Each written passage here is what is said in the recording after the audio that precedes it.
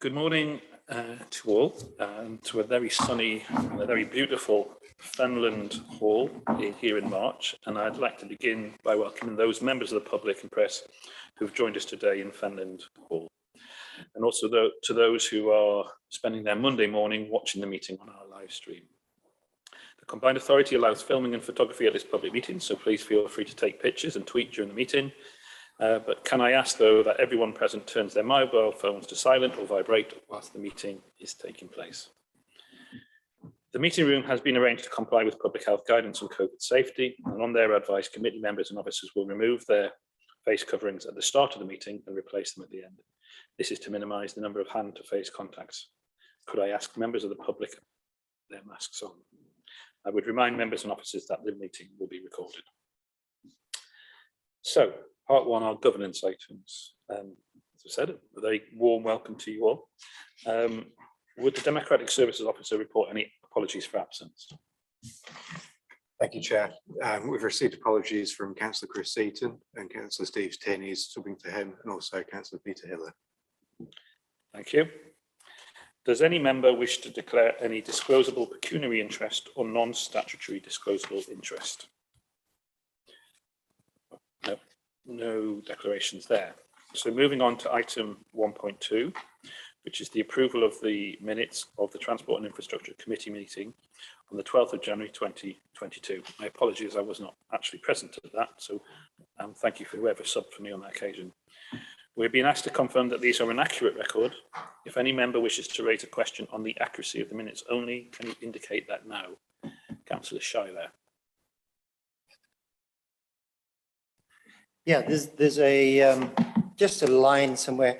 It's in the, let me see. I have it written down here somewhere. Minutes that start as 4 paragraphs in about cars, and I think it says something like, I'll find the actual page. It's in Fengate Phase 2. Yeah, it's here. And it says, during discussion, members raised the following points, and there's 4 paragraphs down, drew attention here, and after that, where are we? There is somewhere here, it says that the intention to remove all cars somewhere. Where is this? No.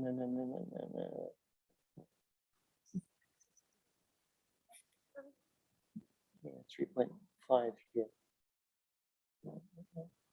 Where's it down here?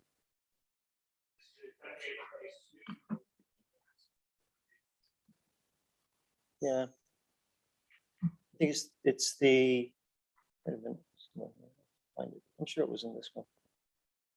This is the minute.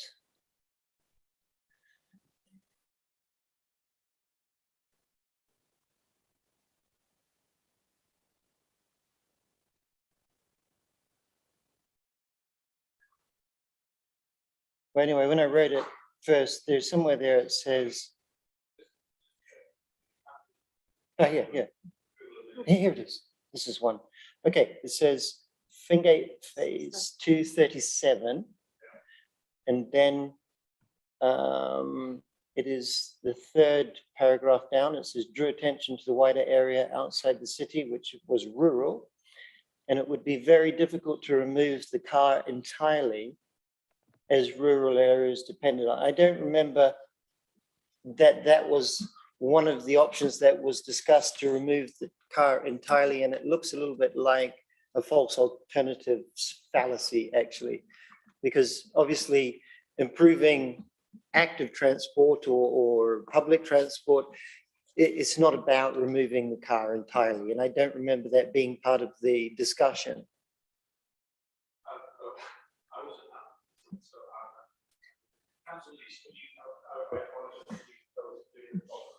I might struggle to, is that come on, right? I might struggle to clarify the exact point, but I know it was a discussion around the factors. It was leading towards the questioning. I think was leading towards that comment about, well, we won't need vehicles, blah blah blah.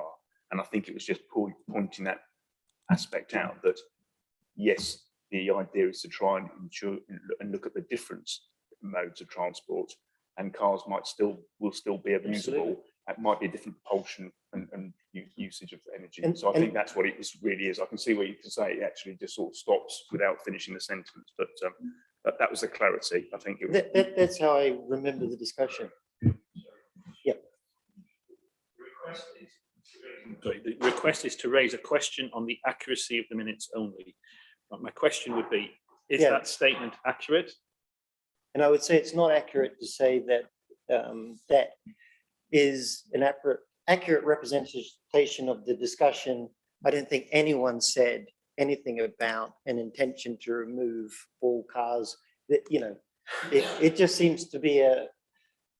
So it doesn't actually give anything to them. We can withdraw the whole thing. It would be very difficult to remove the car entirely as rural areas dependent on it. If it said something like, it's important to note that the car will still be a valuable part of. Sorry, I'm going to ask. Something like that. Would you agree? I think, Chair, it is accurate what it says. I think it might just be a different interpretation of what it actually says. So it would be difficult to remove the car in its entirety, which is what it says. I think I would agree with. I don't think anybody has ever proposed in the combined authority or as a mayoral thing that we're going to remove cars from Cambridge from Peterborough, and I put that on public record. So yeah. Shall we just leave it as it is? I mean, unless you can propose something quickly. Would you just take that out? That was the conversation. It's a proposal. Does anybody here have any objections if it's removed? We will strike it from the record. Okay, is that okay? Can I just clarify what exactly you're striking from the record? The statement, it would be very difficult to remove the car entirely as rural areas depended on it. Chair, personally, I don't think there is a need to remove it. I think it's actually just a factual statement, which was part of the conversation, in that it would be difficult to remove the car's entirety, full stop. We need to look at other opportunities. Well, so I think it's mindful. It's a factual statement rather than actually a definitive reflection of conversation, is how I would have read it myself. Yeah, I just don't remember that being part of the conversation. I'm just going to. Thank you. Yeah, we're going to. My apologies. We will keep it as it is. You know, it doesn't mean to say that you shouldn't challenge the minutes. I'm absolutely happy with that. But there seemed to be. It's a factual statement. I don't think its absence or its intention inclusion really changes the narrative. It's a fact. We'll stick with it. Thank you. Sorry. I'm going to sign them off as an accurate representation, and I'll do that in the presence of you all now. Right, moving on. Do the committee have any comments on the combined authority forward plan? Nope. So we're now going to move on to item 1.4, which is public questions. And I'm pleased to see we have something from Mr. Anthony Carpin.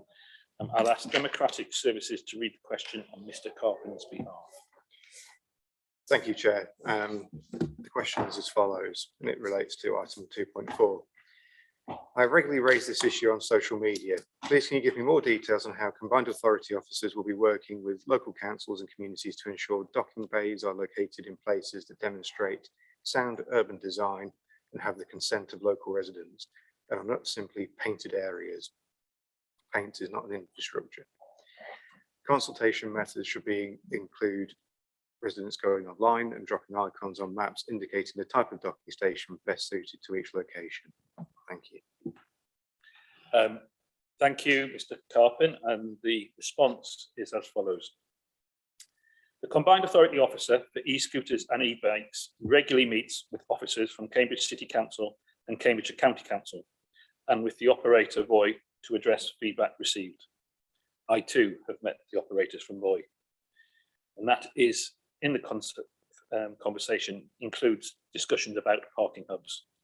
Next week, the 21st of March, if the committee paper is approved, the same group have planned to be in Cambridge Market Square area, reviewing e-scooter parking and considering the most appropriate type of parking infrastructure for that specific area.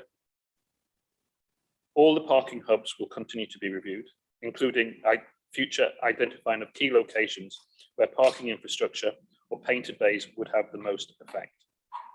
Thank you for your suggestion about how better to work with communities.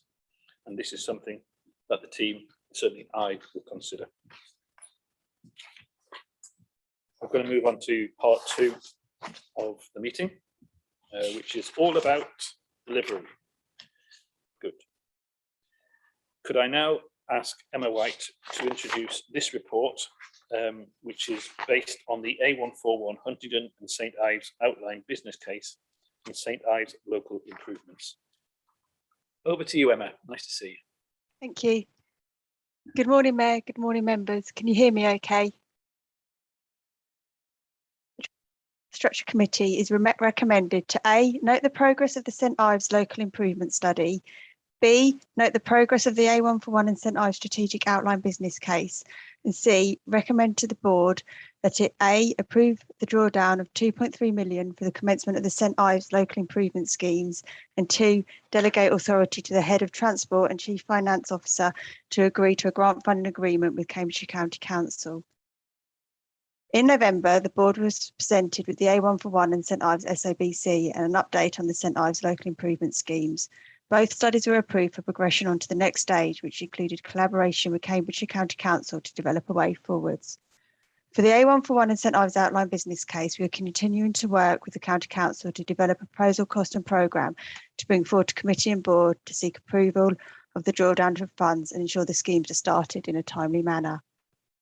The St Ives local improvement study builds upon the highway improvements identified in the A141 and St Ives transport study options appraisal report. There are 5 packages of schemes planned to be progressed. Package 1, St Ives Town Centre schemes. Package 2, the Silverco West Roundabout and Needhamworth Road. Package 3, bus stop improvements. Package 4, walking and cycling signage improvements. And Package 5, a non-motorised user routes development study. These programmes, the programme is scheme dependent and runs from approximately April 2022 to August 2023. Therefore, asking for the approval of drawdown of 2.3 million for commencement of these schemes. Thank you.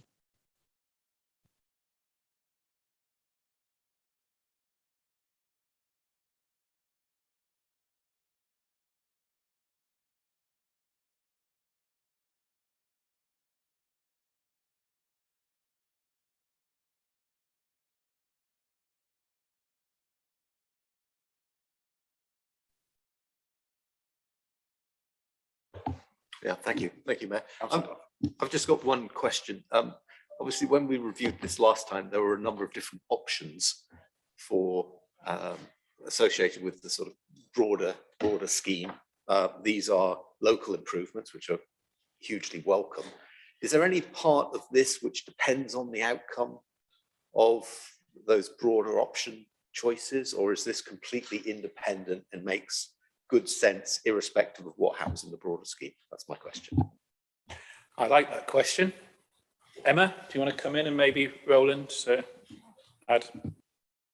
Yeah, I'm happy. All the schemes will bring benefit to the St Ives area, regardless of how the business case progresses for the A141 and St Ives, but we will make sure that both schemes sort of run in parallel to complement each other, so that anything that is done as the local improvements are brought in and work well with the business case of the A141 and St Ives.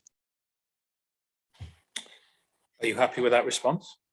Yes, but that was not sort of 100% my question. So is the specifics of what's in front of us here to approve sort of independent of what happens on the preferred solution on the sort of A141? That's what I was asking, really. Or would you, depending on that outcome, sort of change the design of what's in front of us here? I'm not hugely supportive of this. I just want that clarification as whether this is the sort of final word and independent of that outcome. Emma, you have the benefit of the head of transport who's offering to take that question. So I'm going to defer to Roland, but keep holding on. We'll come back to you. Thank you, Councillor.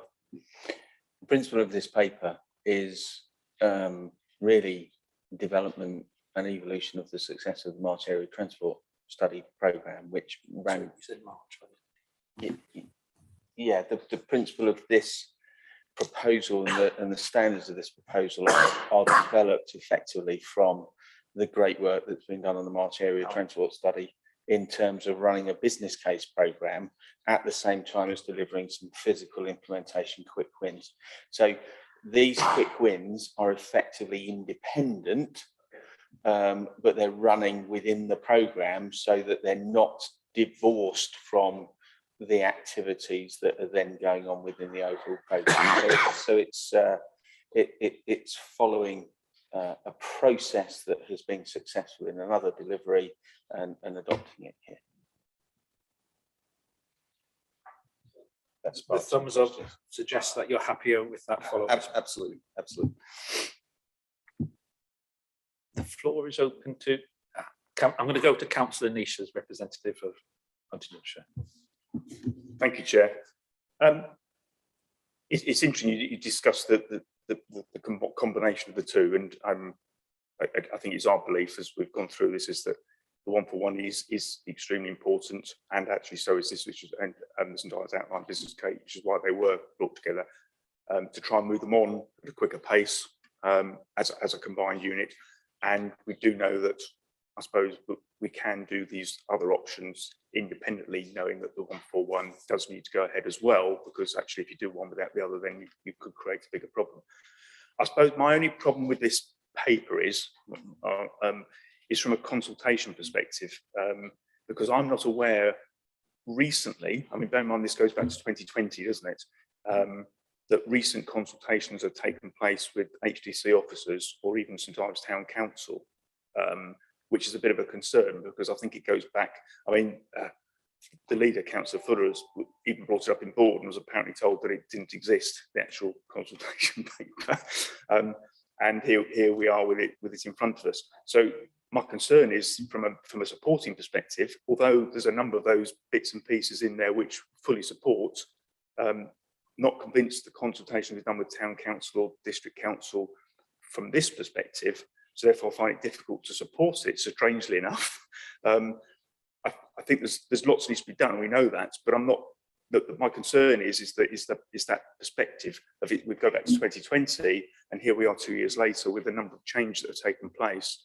It is still very busy in those localities, but have we gone and checked that the current flow of traffic proposals, and where do we go back from a consultation perspective? As I know I keep going on to that, is that I don't think it's taken place with district council officers or St Ives Town Council or the public in general. Thank you for the question. Roland has indicated his willingness to take that on and respond. I will come to Emma in a second, who is fundamentally involved in the delivery of this programme of works and the engagement with Cambridgeshire County Council as a delivery partner within this development of works. But you're absolutely right. These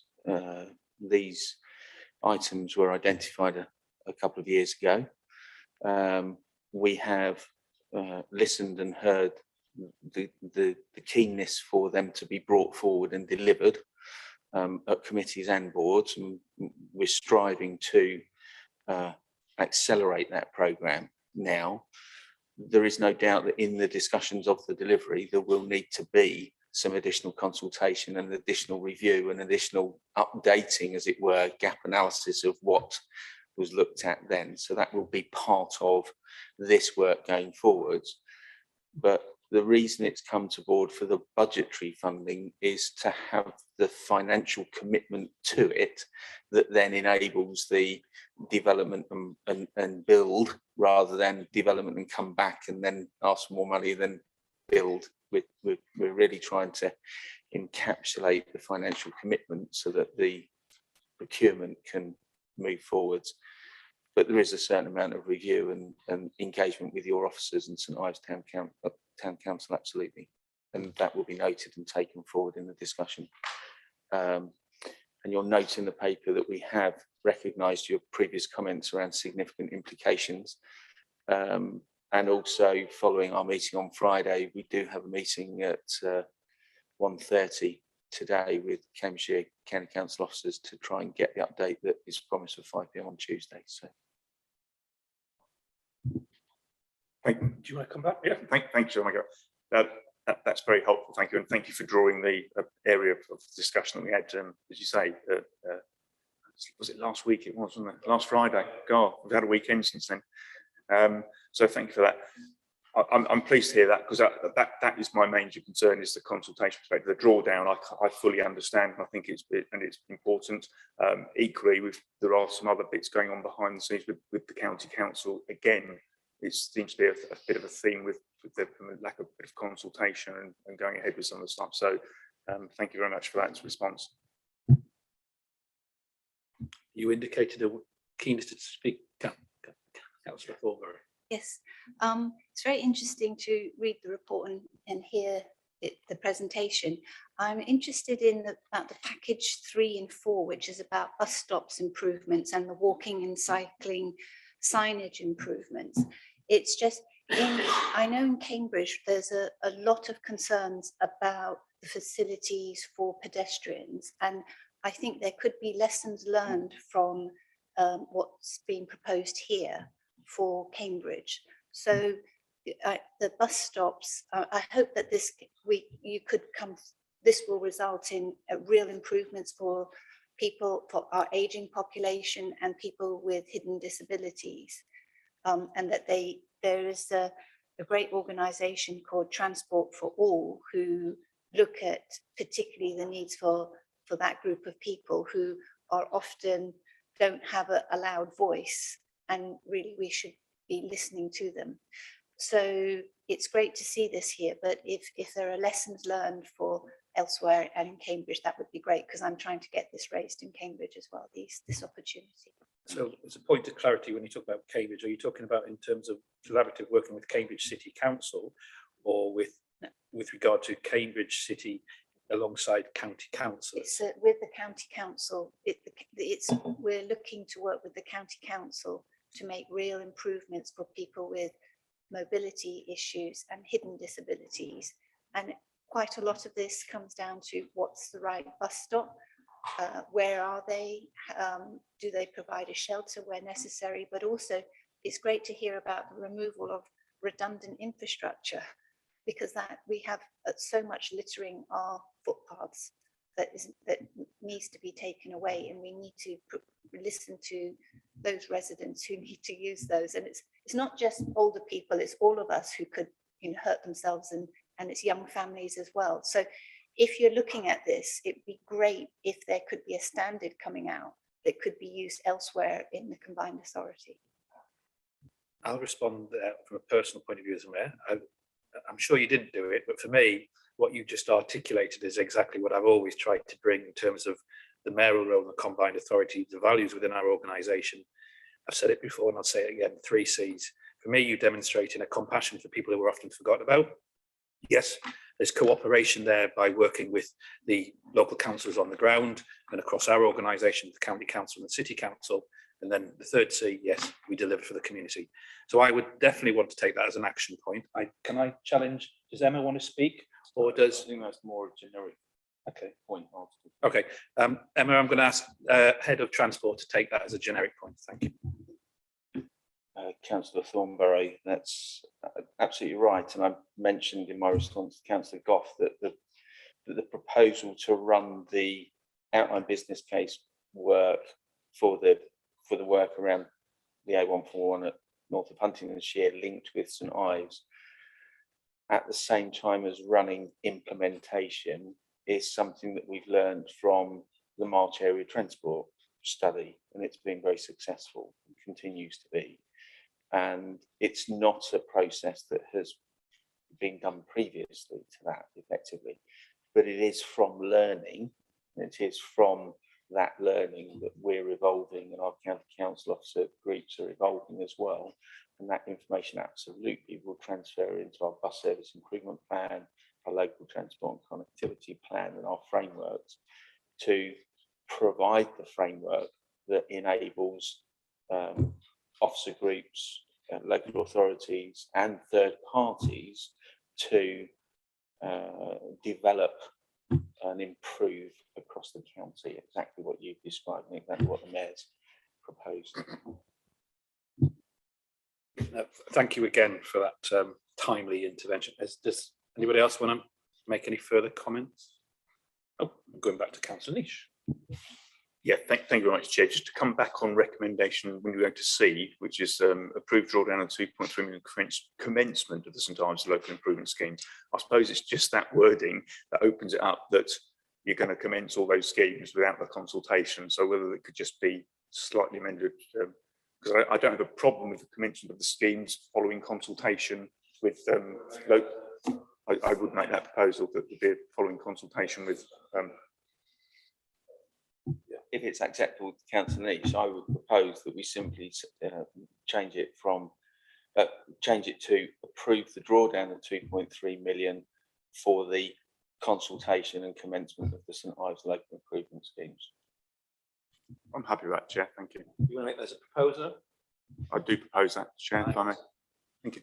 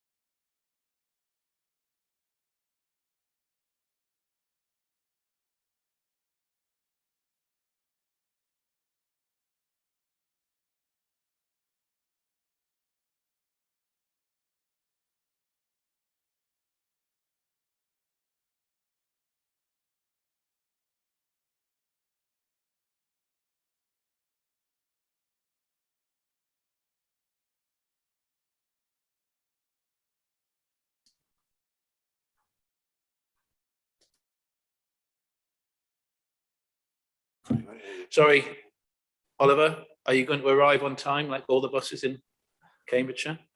Excellent. Right, fine. My Perfect, apologies. I was yes. starting to wonder what was going on there. Right, hello Mayor, good morning, and good morning Transport Committee. This is a paper written to inform the Transport Committee of the progress of our DRT project. On October the 25th, the Combined Authority started a new demand responsive transport service in West Huntingdonshire called Ting. The service employs 4 small single-deck buses of Stagecoach East to provide bus services on demand across 360 square kilometres of the county. Its passenger levels have built quickly to 90 per day before Christmas, 8 weeks after commencement. This level of patronage is encouraging, and therefore it's intended to extend the 6-month trial for a further 3 months, the maximum permitted on this contract, and use that period to review progress so far and potentially tender for a revised service to take over in July 2022. Market research work has been conducted in 3 formats. We're contacting passengers who booked via the app with an on mobile phone survey. We're contacting people who booked their journey via the call centre if they previously agreed to participate in the survey by ringing them back, and a physical survey of passengers riding on conventional buses in the same area by a market researcher travelling on the buses and interviewing the passengers. Ting is an experimental service, and the extended trial will look at means to improve profitability by widening the customer base. All the ticket data and the market research will be taken into account in building a new tendering specification for a phase 2 Ting service, which meets our vision for bus services which widen public mobility. So before I go to the recommendations, I thought it might be useful as well to give a little bit of output about what we've been learning in the last couple of weeks from market research. Ting is now carrying 110 rides per day consistently, and there is no evidence that the parallel conventional bus services in West Huntingdonshire have been hurt by that. So these 110 rides a day are very largely additional generated public transport, modal shift largely from car. The Community Transport Hacked reports they found Ting beneficial for them because it has effectively taken some commuting people off the community transport vehicles onto Ting, freeing up capacity for community transport to do more of their core work. The percentage of houses in West Hunts with a bus service over every 30 minutes, no more than 40 minutes walk. I can't say this. I'm going to go to the start of that sentence again. The percentage of houses in West Huntingdonshire with a bus service every 30 minutes, no more than 400 metres walk away, increases from 52% without Ting to over 90% access with Ting. So it is significantly improving penetration into local communities. The Ting vehicle utilisation is 15% higher than the average of UK DRT services, despite being very early days. As I say, we're only 4 months in at that stage. The positive branding and strong marketing with pop-up events, for instance, in Oxford, have helped establish a strong brand for the product, and we have very strong satisfaction scores. In the first 19 weeks, for 5 weeks, Ting scored 4.9 out of 5 on TripAdvisor, which is pretty much unprecedented for public transport. It is so high. So, as I say, for 5 weeks, we scored 4.9 out of 5, and for 10 weeks, we scored a perfect 5 out of 5, which for a service carrying over 600 people per week is quite good. If we look at the polling from the market research, Ting users who were asked electronically which they preferred, Ting or conventional buses, 94.9% would like Ting and 5.1% would like conventional buses. Conversely, in the 93 face-to-face interviews we've held on conventional buses, 80% of conventional bus users said they would swap to Ting if traditional services were switched. So overall, the service seems to be doing well. We therefore have got a recommendation to note the performance of the Ting DRT service and extend the length of the trial. Thank you, Mayor. Thank you, Oliver. If you stay there. So, would any members of the committee wishing to ask a question or make a comment, please do so now. Councillor Bovingdon. Thank you, Oliver, for that information. Whilst I appreciate the work that's going on with Ting, I think it seems sensible to perhaps have the extension to get the results out. Do we know when trials may be allowed in other areas? Would be considered? I know that ECDC did actually put a request in back in December 2020. Oliver, do you want to come back on that? Yes, thank you. The issue here is all about getting money from our BSIP, our Bus Service Improvement Plan. And we have put in the money for an extensive and wide area BRT service into our BSIP. However, at this moment in time, the BSIP money was going to be announced to all the local transport authorities in England by the end of February. It's now the 14th of March and we have not received any such update thus far. We know that there is very little money now available for the BSIPs, and without knowing what budget we have to spend, if any, then it would be inappropriate for me to actually say what we might do next. But we certainly wish to extend on the basis of this successful trial. Okay, then you want to come back. Councillor Thornborough. One point is it would be really useful to have the data that you've talked about, Oliver, before the meeting, because there's quite a lot of good information there, but we heard it, but it wasn't presented and we haven't, if that's possible. So I've got two questions, really. What is the long-term possibilities or options of this type of scheme going forward? And it sounds like it's been really successful, but if at the end of the trial, depending on what the options are going forward, people will have come to rely on this over the weeks and months that this has been in place. And it's really important to not just to understand the impact of its having, but if it is to stop, what is the negative impact of having put this in place and then removing it? So, and I believe that the government are actually very interested in the negative, stopping things that are being trialed. So is that possible to get that data during this extension? Can we actually look to ask that? I'm happy that we look at that, yes. But I can Oliver, make no Oliver, promises. sorry, Oliver, before you come in, Roland's indicated to answer the first part of the question and then maybe the second, and I'll bring you back in regarding a very valid point from Councillor Thornborough. You want to come in? Yeah, thank you, Councillor Thornborough. It's a comment that's been made at a number of committees about the papers not necessarily having the detail that is then expressed at the committee. This is a problem when we're drafting papers several weeks in advance of a publication for a meeting that happens then a week or so. So, and we're working in a fast moving and evolving environment. So we thought it best that we put a paper in and then Oliver would be able to come and verbalise some data that's available. But the paper is actually asking for the extension so that we can do the proper analysis and also do the proper review of what happens next, not just to Ting. Does Ting stay as it is, or does Ting evolve into something else but run a similar program from the learning? If it needs adjustments, it needs adjustments. But also the period is to look at the procurement process that then comes along to make that a permanent type of service, but also the expansion of that service into other areas as expressed by Councillor Bovingdon and other districts in and around. There are a number of trials also going on around the country.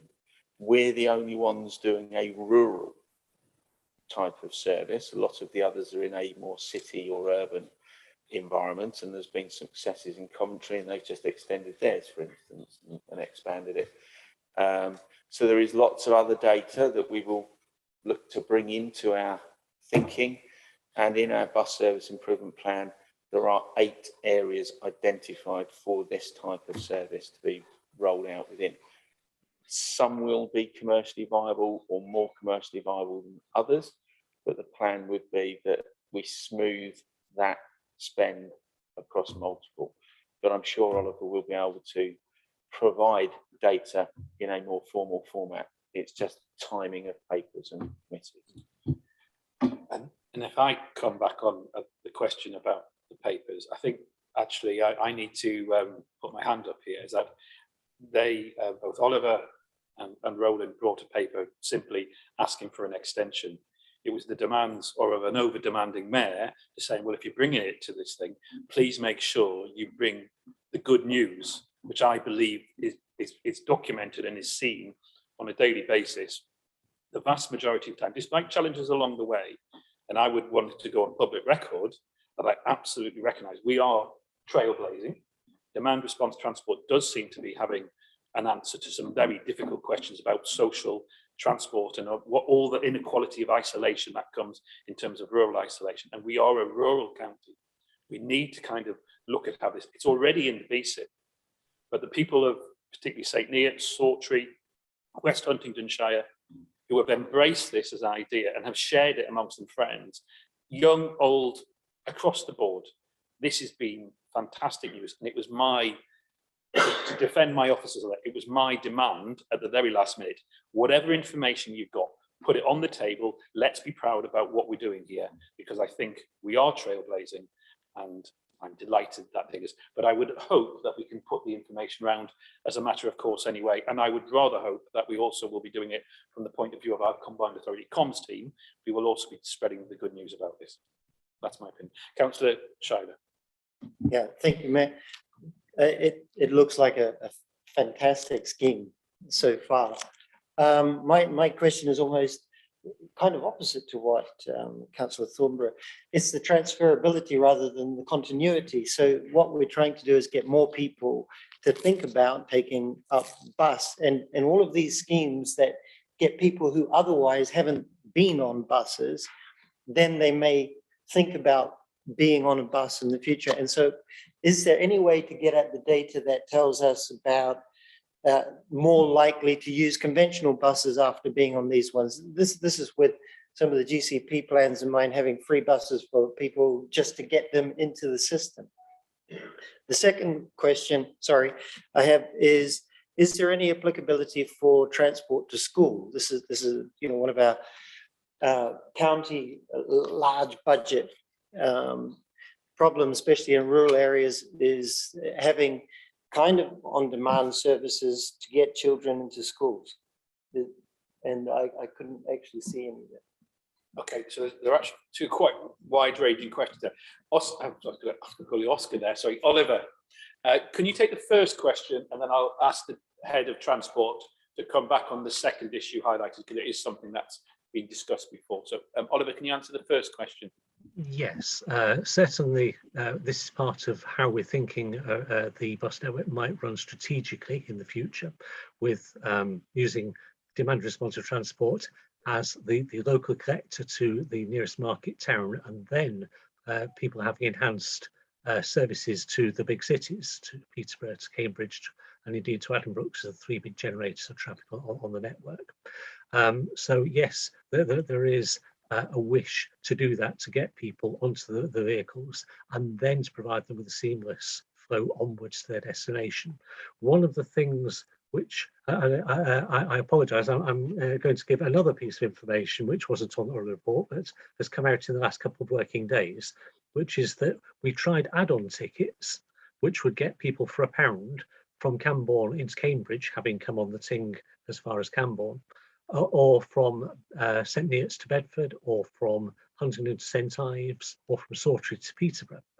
Take up has been very low of these £1 tickets, about 100, which over 19 weeks is 5 a week. So what that's shown is that there's a lot of interest by local people getting to their local shops, to their local services, less so to the ongoing transport. And we're still looking at that at the moment. Thank you. That's quite a bit of interest there. That's been something important. Councillor Goff, was it? Did I do it in the wrong order? Okay, all right. So I've got one question, one comment.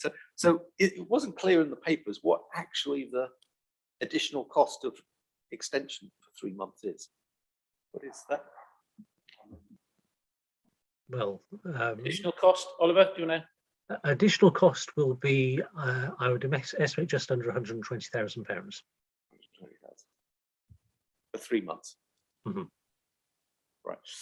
Okay. So now, if I may, my comment, because I agree with you entirely, Mayor. I think we're sort of missing a trick here with this scheme, which is enormously important, I think, as a trial. And there is so much more data which I would like to see, and I can foresee a problem that unless we get access to that data in another 3 months' time, we're going to be going back in with a recommendation to make it sort of permanent or to extend it.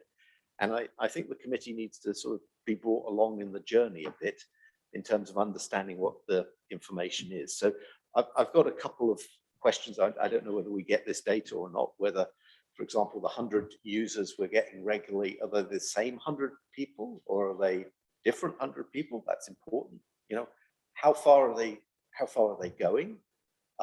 Do we see a difference between the sort of days when they're using it? These are all useful pieces of information which we will need to inform any subsequent decision. So what I would like to suggest now is that after 6 months of being completed, which I believe is the end of April, I think October, yeah, I think it's end of April. Yeah, maybe we could circulate a report to the committee. Just basically, it doesn't need to be in the context of papers, or as you say, maybe the CA comms team puts out a sort of results of what it is of this, because I think there would be widespread interest, not just in this committee, but nationally and in the area, as to what this is. This may well be the shape of things to come, and we shouldn't miss the trick of illustrating what we're doing. Thank you for the proposal. I know Roland has indicated he wants to come in on that, and maybe you'd also address Councillor Shiler's point about the additionality that we could consider for school transport. Thank you. Let me come back to Councillor Shiler's point about the school transport. School transport was at the setting up of the combined authority ring fenced out of the combined authority transport responsibilities. It remained very much within the county responsibility. So we have no legal powers over that element of transport. Sadly, I would say, because I think there is lots of crossover. Our operators are very often the school transport operators at the same time as the public transport operators, and there is obviously a link. I think the factor is, how do we work with the authorities that are running the school transport to get a cohesion across our public service delivery transport that Paul Nelson and his team run together. So there's a collaborative piece to do there, and we'll explore that. I think that's all I can say on that, because we don't have a legal responsibility. In terms of Councillor Goff's point, I think it's absolutely right. And I think that as we get the data, I would actually propose, because Oliver does run bus forums, meetings and these sort of things, I would propose actually that as that data is available and the analysis has been done and there's something that can be presented, that actually the committee members are invited to a forum to have that presented in that way, so that you've got it. So I'm actually sort of proposing, I know you're very busy people, but I'm actually sort of proposing that there's that Oliver does a workshop effectively that goes through that data, because the point that's coming up, and very clearly Councillor Thornberry raised it in yourself, Councillor Goff, about permanency of this and what the learning is to ensure that the permanency is right, but also what the learning is to ensure that the rollout in other areas is right and appropriate, so that we're not running trials in other areas all the time. We're actually launching things that we might then evolve as they operate. But I would propose, I know Oliver runs a number of bus forum meetings, etc., with elected members and also with bus operators, and I'm sure that we could, I'm putting words in Oliver's mouth here and put more effort onto him, but I'm sure there will be an opportunity as that 6-month data is produced and analysed to present it to you in that sort of forum. So if I was to follow that up, I mean, I have had the benefit, as you probably expect. That's why I'm so keen to get the good news out there. Oliver has been feeding that back to me. I will make a note that every time that Oliver is giving me what I believe is very positive news on the feedback from this trial, that Oliver, we always say, but where's the rest of the Transport Committee to hear this? So can we make that as a note, that when you give me your briefings, that we always include the whole of the Transport Committee, particularly on this issue? And I know I ask a lot, so be prepared to invite to that a lot. Okay, Councillor Niche. Thank you, Mayor. Thank you, Oliver. I'll keep having to look around, realising I need to point my face towards the microphone. So, although he doesn't realise I'm not looking at him because the camera's over there. Thank you very much. I think a lot has been said about the data, and I think that's the struggle we've got in there. And some bits Oliver was mentioning, I'm not sure whether I caught it all. So one of the questions I've got is, when I read the paper, and I know it goes back before Christmas, it talks about 90 journeys per day. What it doesn't actually tell me, and Oliver might have said if I missed it, is that how many people were using it.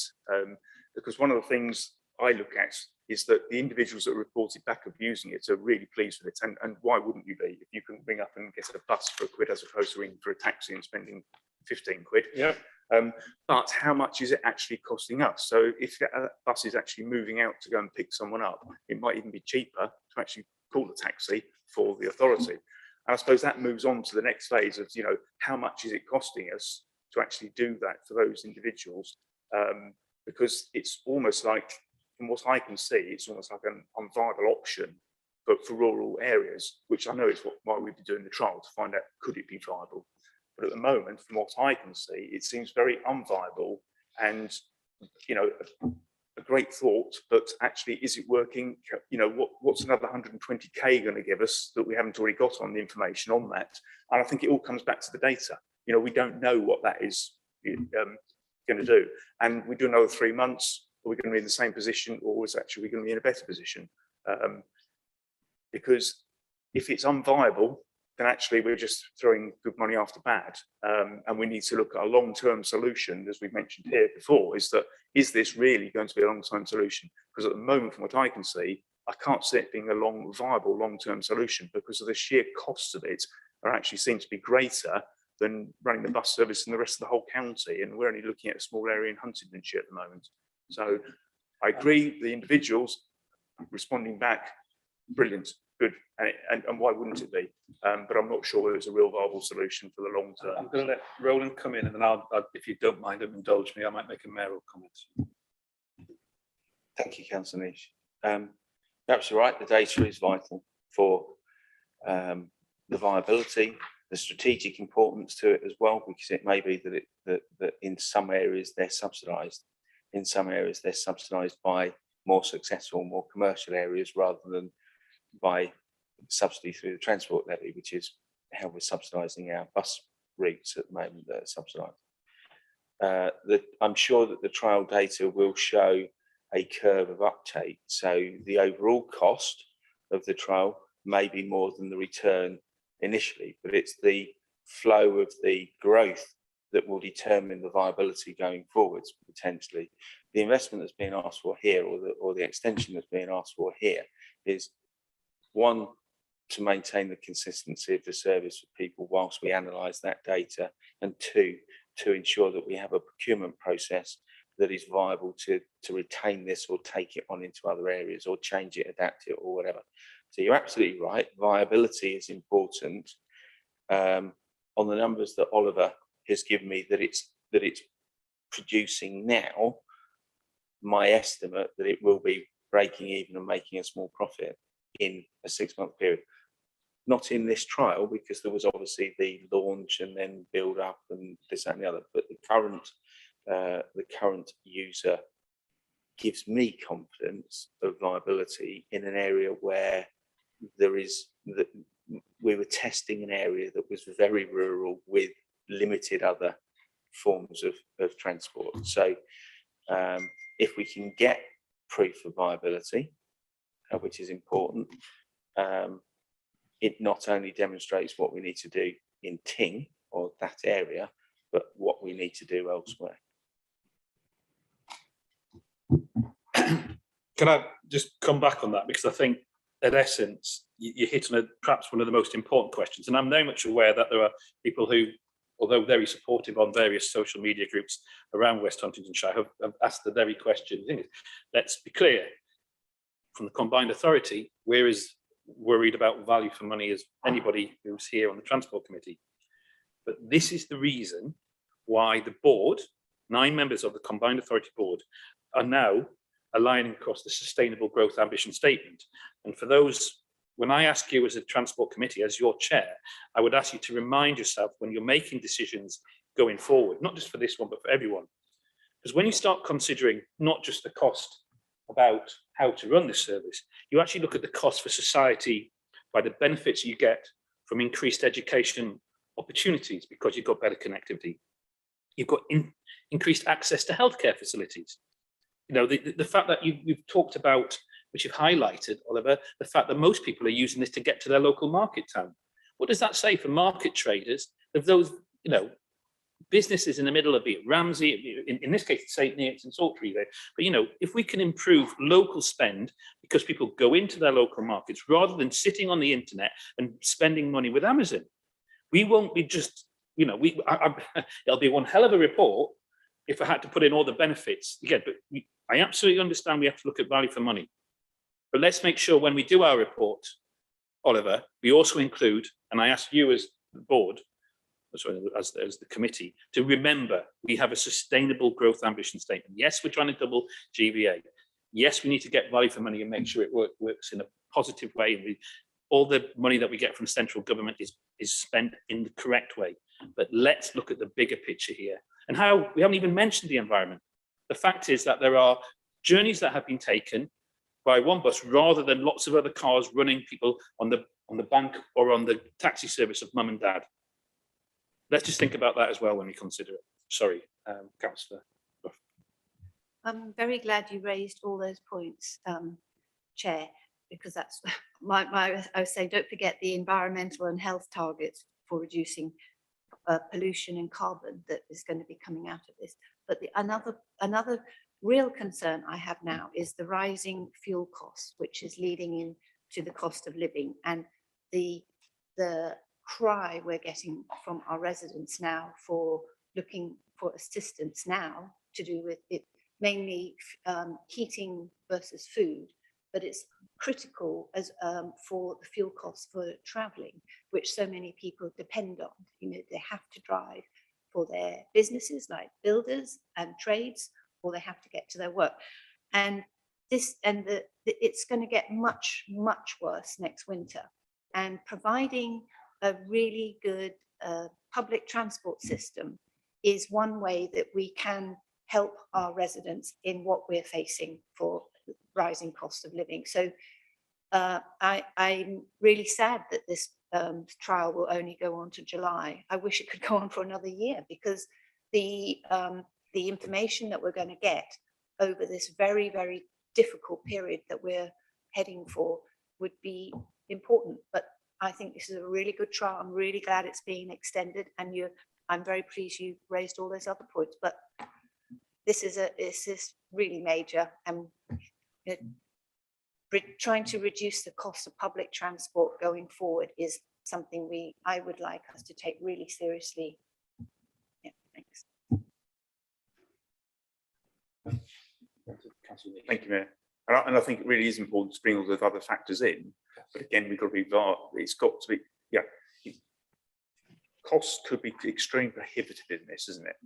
And that's where that extra trial perhaps will give some more information, although because obviously the bigger uptake. I just think it's that the fact is that at the moment it appears to be a completely unviable solution.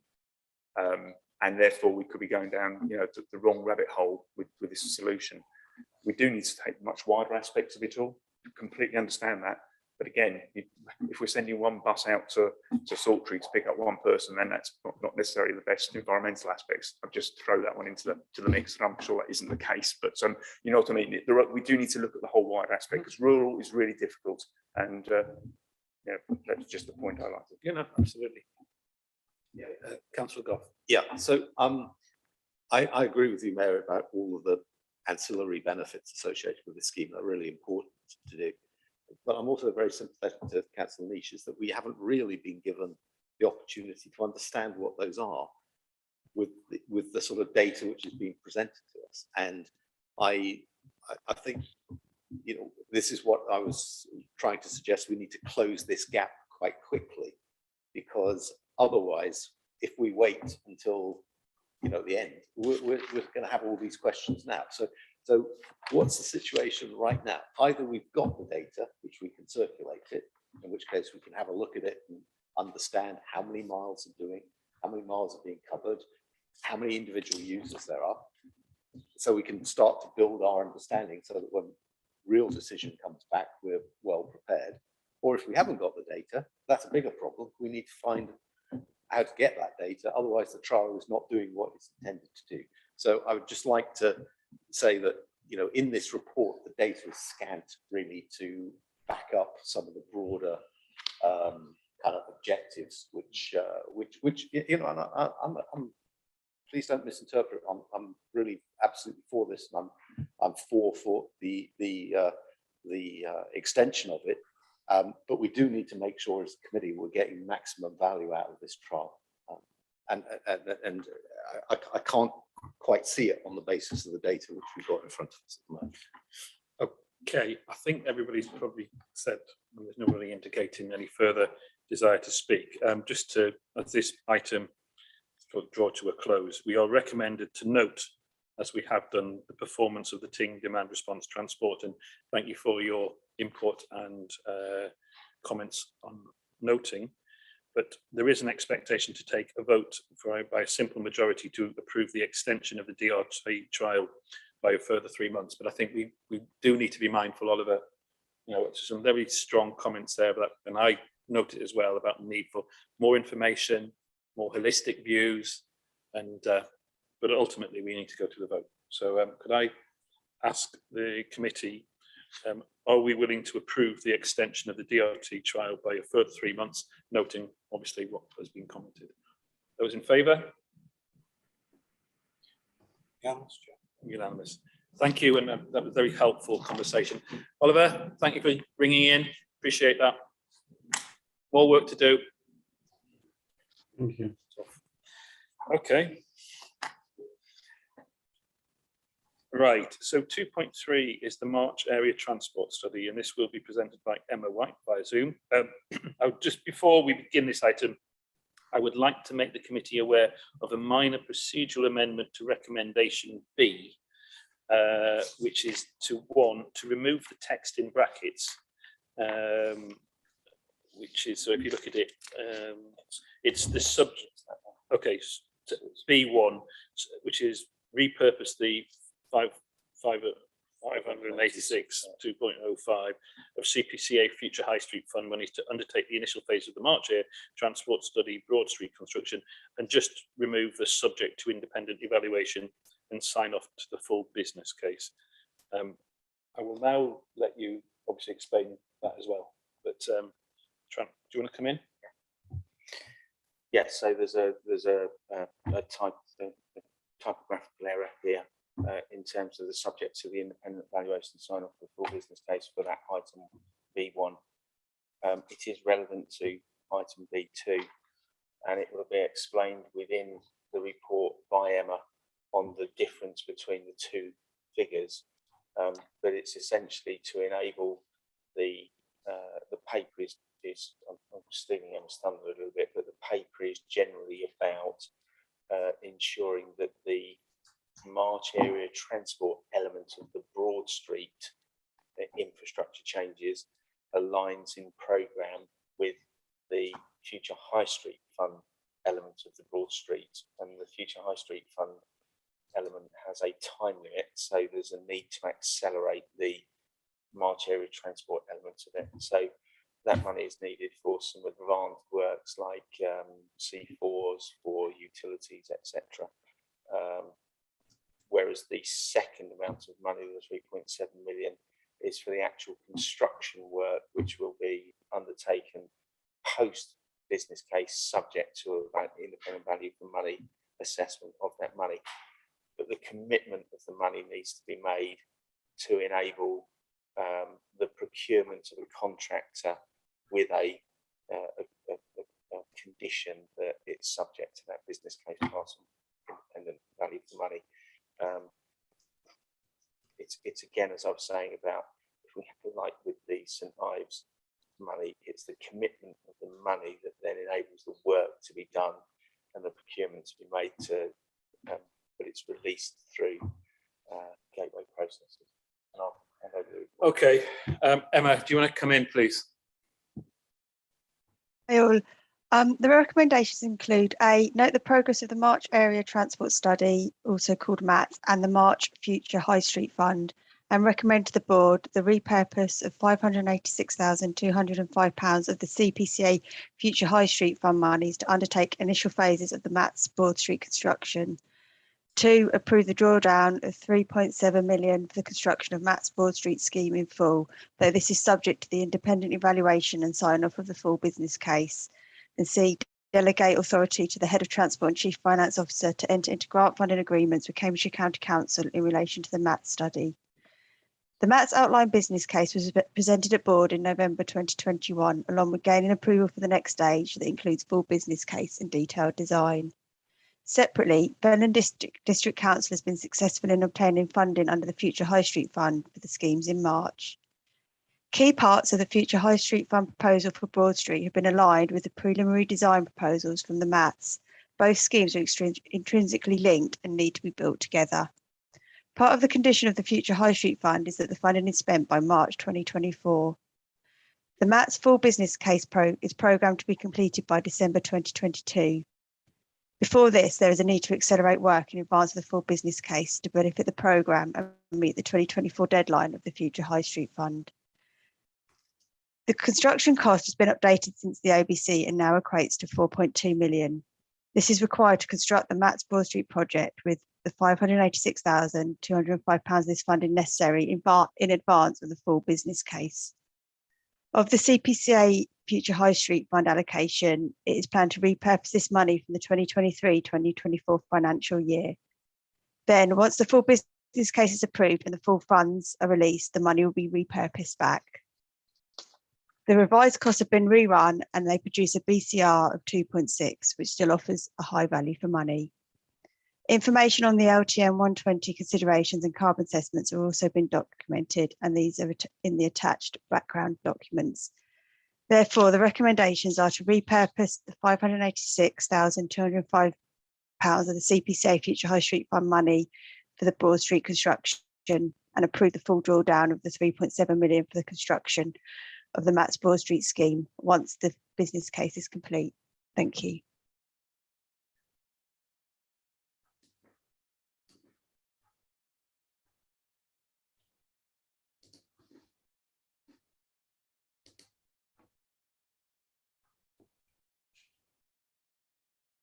So I was just interesting in the key risks that have been highlighted, and a lot of them are around the construction costs.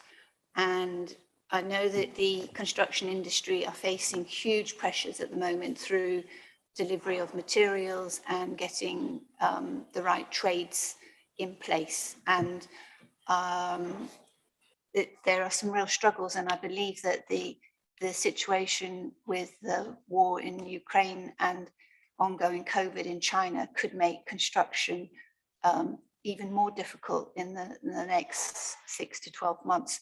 So I just think the risks that have highlighted, I think, are very pertinent, but it does suggest under mobilisation that it will be approximately 4 weeks to after the tenders are back before construction, and it may be worth considering a longer period to run in to start the project when it's time to get started, because if it was instead of 1 month, it could it could be 2 or 3 months to lead into starting, and that would allow the materials to be ordered in advance and to be kind of review what materials are being used.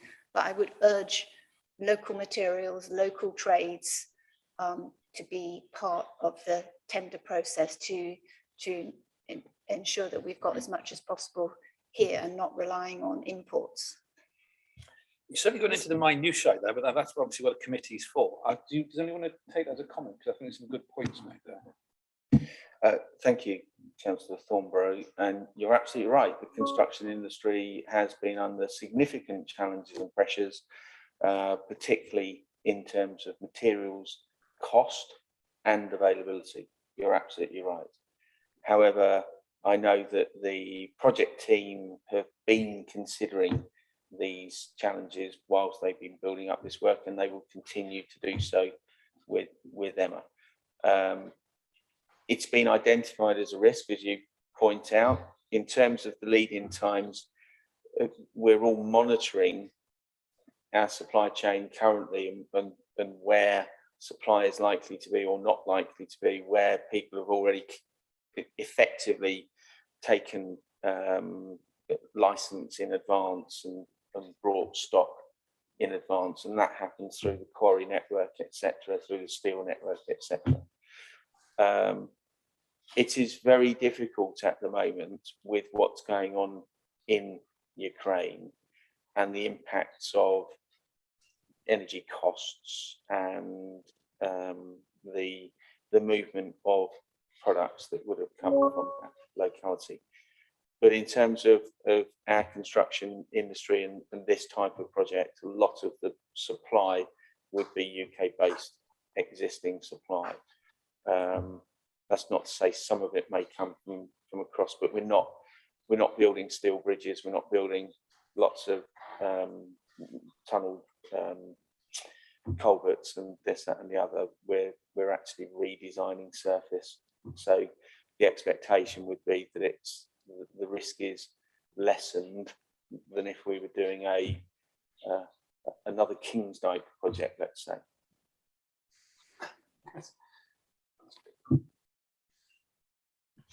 Councillor Tierney.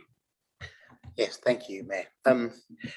Just in regards to what was just said, recent experience I've had in regards to construction projects through local authorities is that they'll come back to you with an increased price, and you say, oh, that's more than we expected, so you have to go and talk to the committee. You talk to the committee say, all right, we'll have to deal with it. Then you go back to them and they say, oh no, I'm sorry, a week's passed, the price has risen again. And so I guess what I'm going to urge is that no additional delays of any kind, no matter how well intentions are introduced, because I don't think things are getting better in the short term or even in the long term, actually. And speed is of the essence if you want to avoid potential failure of projects. Thank you. And having visited and enjoyed the hospitality of Fenland District Council at March High Street, you know, and Broad Street, I know that they are very keen to be, and I'm obviously keen to see that going, but I'll let my officer report and reply to that. Councillor Tierney, you're absolutely right. Historically, we have had some of those challenges, but those challenges in themselves have made the combined authority and our delivery partners, Cambridgeshire County Council officers, and there's a redesign in their team structures, etc. And the emphasis has been on improving programme creation and project delivery and timelessly, and also early warning notices and compensation events that are within the risk delegation within the project effectively. And then we have a transport program. So things, the process of governance now is that it goes through the project team, they look at their challenges and look at options and try and find a solution. If they can't, it goes to the project board. The project board will try and find a solution and their options, and if they can't, it goes to the transport program board, and you're constantly just going up to a higher level to try and look at the alternatives to manage that risk or tolerate that risk rather than go straight into an overspend, which is possibly what has historically happened. So you're absolutely right, speed is important because a day can be critical, let alone a week or a month. So but the team with Emma are very, very much ahead of, and this paper is a demonstration of trying to accelerate the programme by saying, if we repurpose the money from the Future High Street Fund, and we've been working with that team as well, so that we can accelerate a piece of work to get the alignment of the two projects to happen together, that money can be paid back out of the 3 point whatever million it was. Once we've got the business case finished, and that's gone through our governance money for money process to ensure that it's accurate, and we've already procured a contractor that's on standby effectively, that if the business case doesn't get through, they don't get the money. And if the business case does get through, they get the money released and it's full steam ahead. Within all of that procurement process, of course, will be the consideration of costs in terms of where are they going to get their supply from, where are they going to get their materials, etc.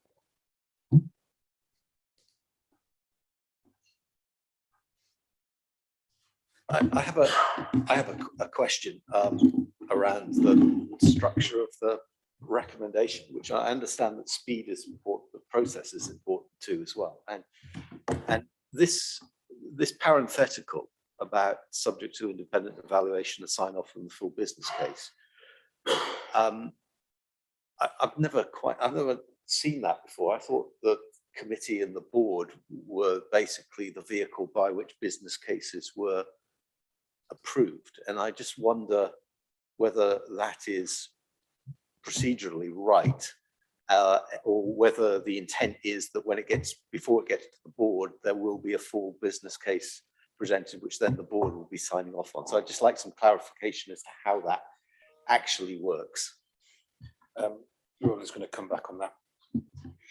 So as part of our assurance framework, we have a responsibility for all business cases that are produced to go through an independent review, and that independent review is based on treasury format, etc.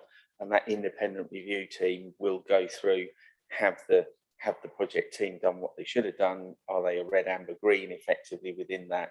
And it gives us a value for money statement effectively. Now that in itself then enables the approval of the business case to come forwards to the committee for the committee to decide whether it's a recommendation or approval for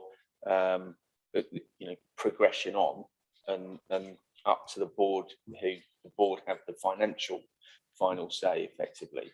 But the process, the governance process, is that as the business case is developed and provided to Emma engages an independent reviewer who looks at it and says whether it's value for money or not. And if not, it's got to go back and have some changes or amendments to it.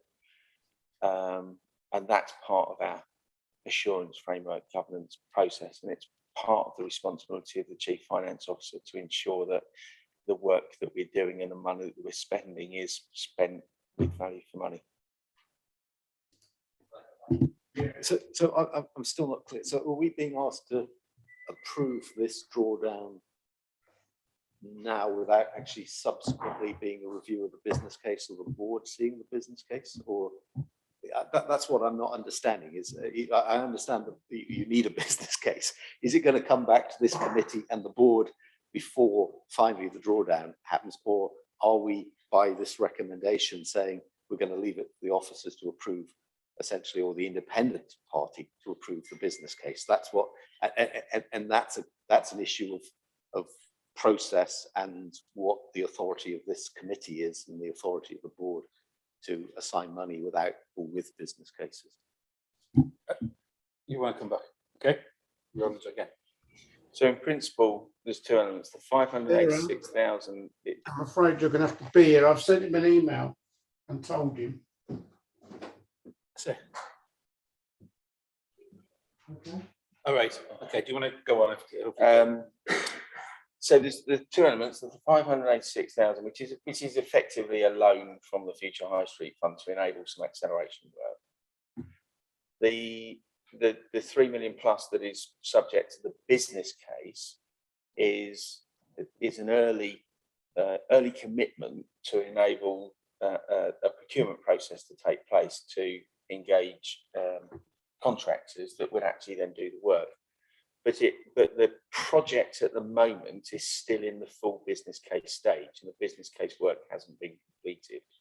So the monies is being asked in advance of an expectation of a business case approval and an independent value for money statement on that. Now, the recommendation could be that it has to come back to committee, or it could be that if the value for money statement on the business case is cleared in terms of the assurance framework and to the satisfaction of the Chief Financial Officer, that's the approval of the release of money, and it might need a recommendation amendment in that sense. Can I just ask one more question? Sorry, Jay. Yeah.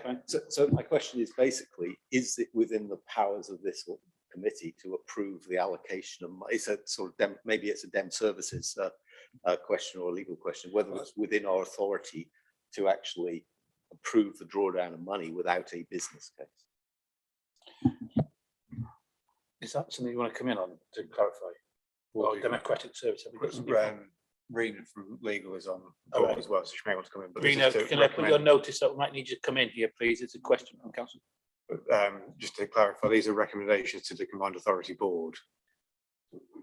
Can I?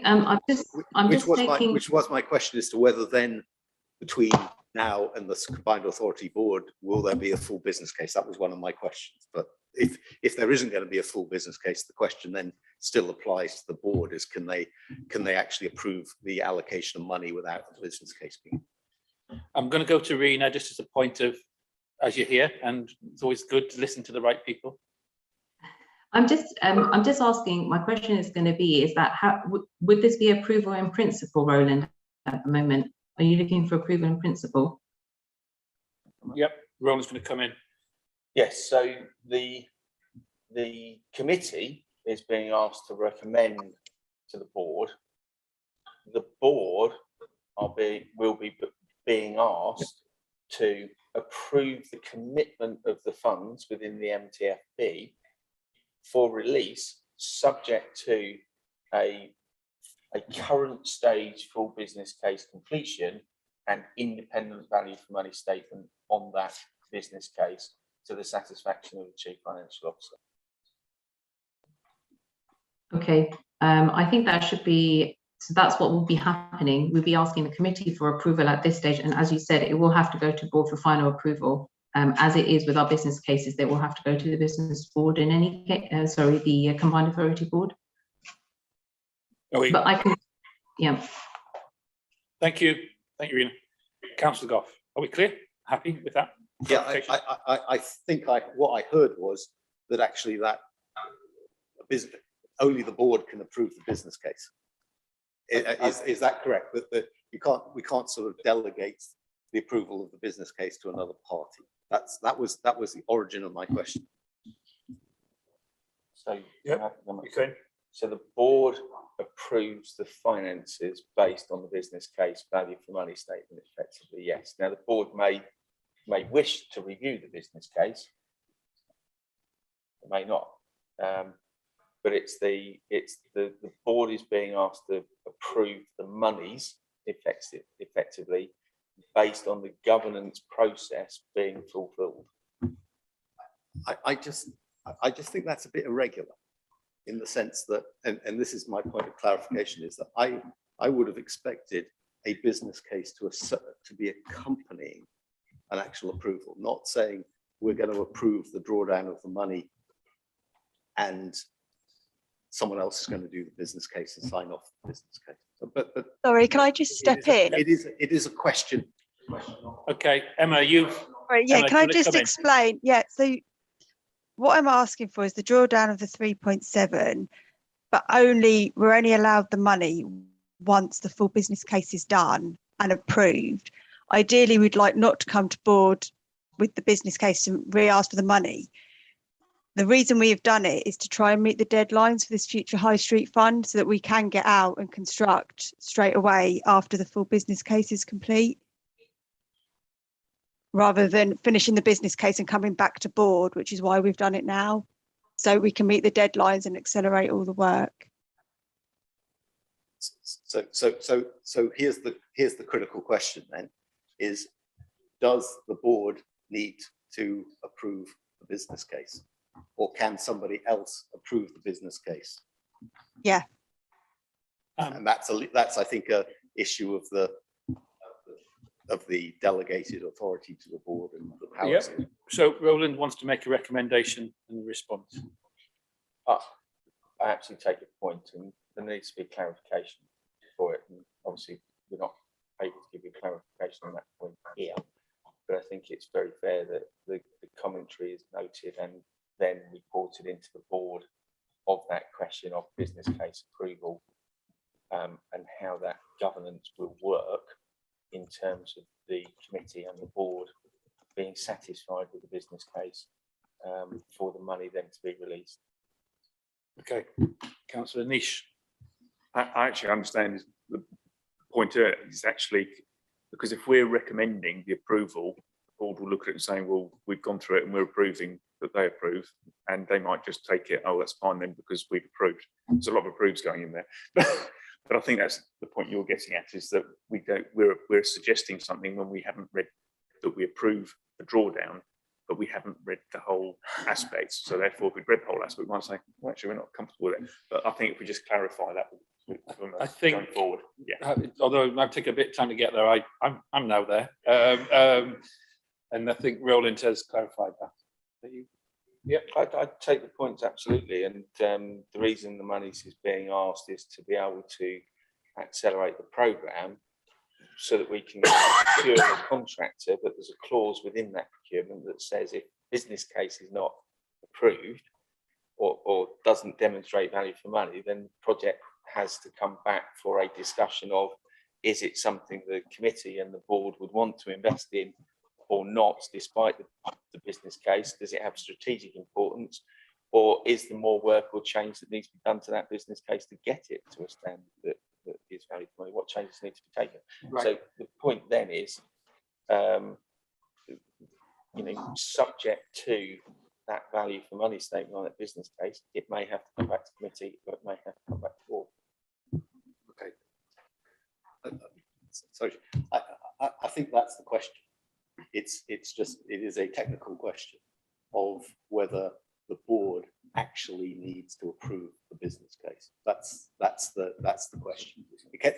Can you have a recommendation going to the board which says, actually, we haven't seen the business case, but we'll approve this if some independent party says the business case is okay, or does the board actually need to approve the business case? That's the question, but we're not going to probably solve that here. But before it goes to the board, I think we'll need the answer to that question. Okay, so I would look at Dan and say that in the cover paper that goes to the board, there's a commentary note that the committee, if the committee is in favour of approving, it's in favour of approving subject to a governance consideration on the business case.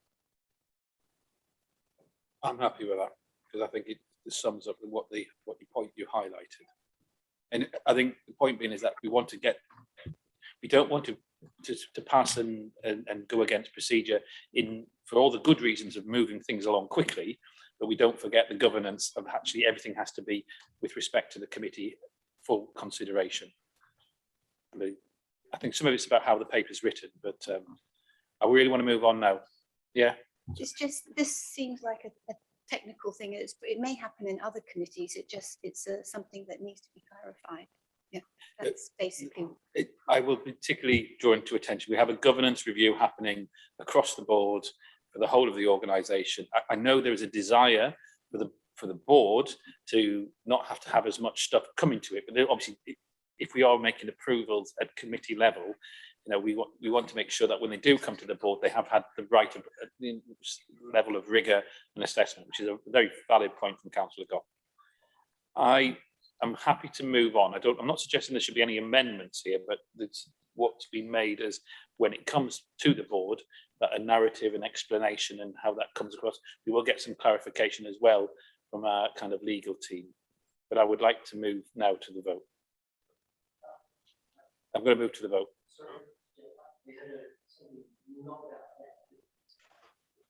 Is it important, or can we just? All right, come on then. Okay, thank you, Chair. It's about the construction industry. We have trouble with personnel as well, and on county highways, we've actually we're going for temporary staff, and this is a problem with milestones. So that's something that we should note. I want to draw attention to the technical note, again, from highways point of view, and it's wonderful to see that the combined authority and county highways are working much more closely together. And here also on page 70, project delivery cycle team, I think we have some centers of excellence within the county highways, and I would urge the combined authority to make use of them. Okay, well, that's noted by both Emma and Roland, part of the team. Okay, thank you for due diligence and good governance and making very valid questions. Thank you. But I was going to move on now to see the this item. There's one. The first part A is I'm going to read this out now. So the report recommendation. The committee is invited to recommend the combined authority board. A, note the progress of the March area transport study in March future high street fund. B, recommend to the CA board that it repurpose the sum there of just over 5 million of CPCA future high street fund monies to undertake the initial phases of the March area transport study Broad Street construction. It will not be subject to the independent evaluation and sign off to the full business case. Two, and we will approve the drawdown of £3,780,387 for the construction of March area transport study Broad Street scheme in full, subject to the independent evaluation and sign off of the full business case. And then finally, delegate the authority to the head of transport and chief finance officer to enter into grant funding agreements with Cambridge County Council in relation to the March area transport study. Are we now happy to take that as a vote? Those in favour? Thank you. Okay, that was a unanimous, and thank you again. Thank you, Emma. Thank you, Rena, as well for your support there. Thank you. Item 2.4 is about the e-scooter trial and e-bike update. Anna's ready to go, but we have received a question on this item from Overview and Scrutiny, and I would like to invite Councillor Dave Bagent to address the committee via Zoom. Dave, can we hear you? Actually, it's Councillor Sarah Bajan. I'm sorry, my doctor's had my husband's had an emergency doctor's appointment. So if that's all right with you, can I present the question? I'm okay with it. That's from procedure. Yeah, absolutely. Please go ahead. The trial of the voice scooters and e-bikes has so far shown very positive results. For many, it looks like a mode of transport for the future. There are, though, some negative outcomes in that there is a negative publicity about scooters operating outside of the trial and the lack of regulation. Would the Mayor consider setting up a seminar for interested groups? Thank you for the question. Is it Anna who's, I'm going to ask Anna to kind of, as part of this report, and answer some of that question. Is that okay for you, Anna? Yes, I can do. I think the simple answer is yes, I'm happy to work with Councillor Bagent and set up a seminar, particularly focusing on e-scooters that are perhaps privately owned. I think that was the focus of that, and how we can better manage that with the police. And I would, of course, be fully supportive of that, and we're happy to work with Councillor Bagent and yourself, Anna, as well. Okay, perfect. Thank you. Thank you. Do you have a secondary follow-up question?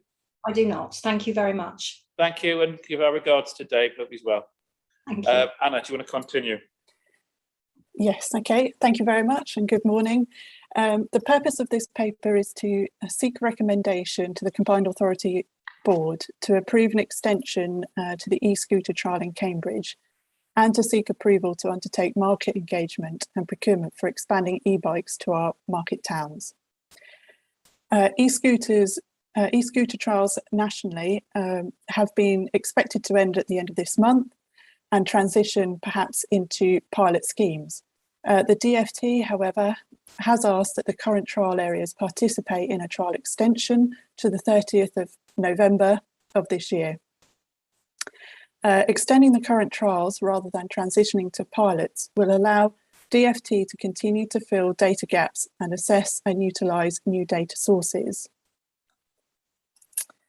Good news is that e-bikes have returned to Peterborough. They launched last week, and e-bikes are a valuable tool for encouraging cycling take-up, improving air quality and supporting healthy lifestyles.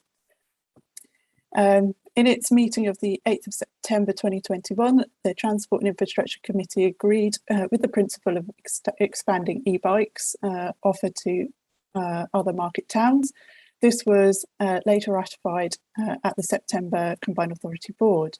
Since then, a workshop has taken place with the Combined Authority's constituent councils to identify objectives and understand the potential risks, challenges and opportunities in implementing e-bikes across the region. The next step for expanding e-bikes to the market town is to undertake market engagement with potential operators. The purpose of this market engagement would be to ensure that the procurement specifications will enable a sustainable operating model. With that, I commend this paper to the committee. Thank you, Anna. Appreciated. Would any members of the committee wishing to ask a question or make a comment, please do so now. Councillor Thornborough. Hello. Yes, I think the VOI trial has been very successful in many ways, but it's actually been, following on from what Councillor Bagent was saying, it's actually getting bad focus through the non-trial scooters.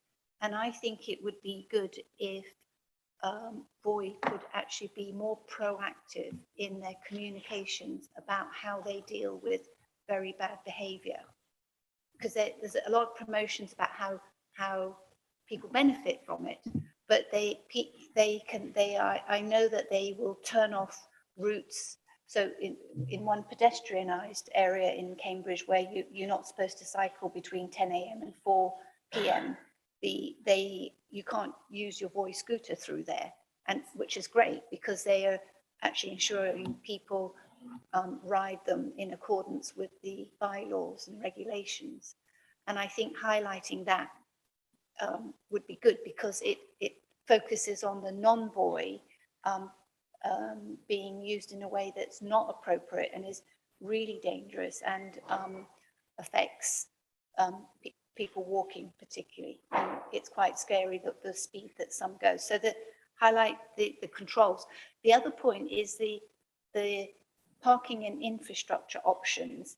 I think that does need to pick up on local knowledge about what's being used in that area, but also we have some really wonderful historic city centres in Cambridge and elsewhere, and it would be good if I think it's probably going to happen in those historic centres. It needs to be done in a sensitive way, so that it doesn't dominate the landscaping or doesn't reduce the significance. So I think I'm really positive about this, but we need to make sure residents who can't really tell the difference between an orange scooter and a black scooter, that they begin to understand a bit more.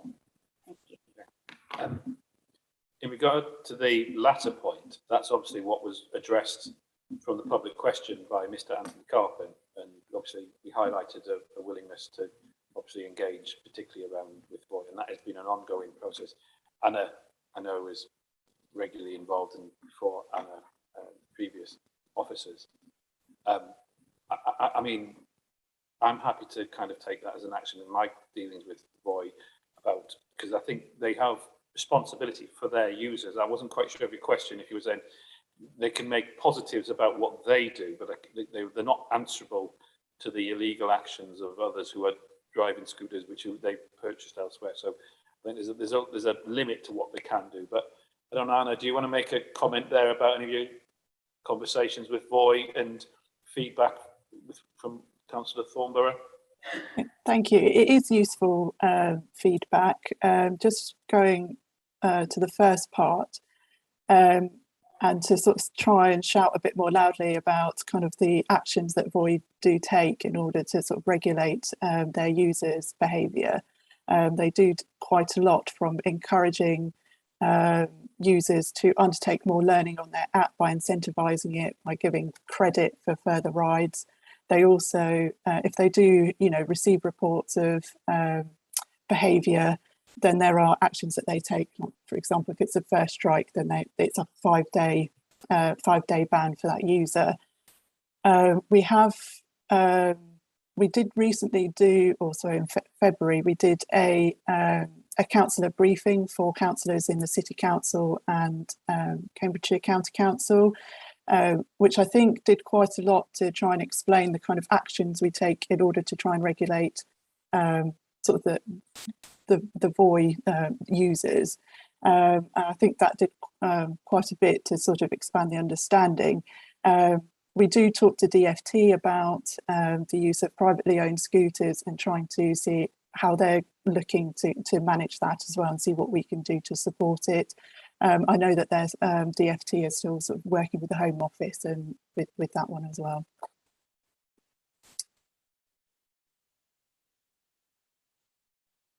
Oops, clearly, Chair, thank you. With regards to the non-regulated scooters, this is something for DFT really, and I'm not sure what levers we have, but obviously we can ask people and feed back to the government. I would like to give some positive feedback. We don't get enough of that for Voy. I get a lot of positive feedback from users and people.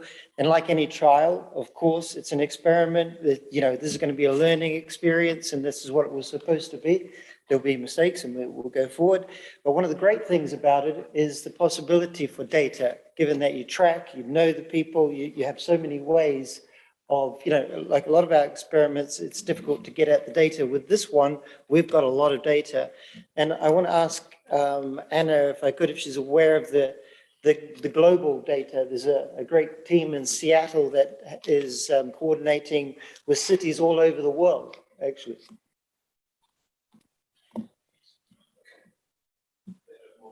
Sorry, I think there was more of a comment than question? The last one about All the right. question, sorry. Okay, fine.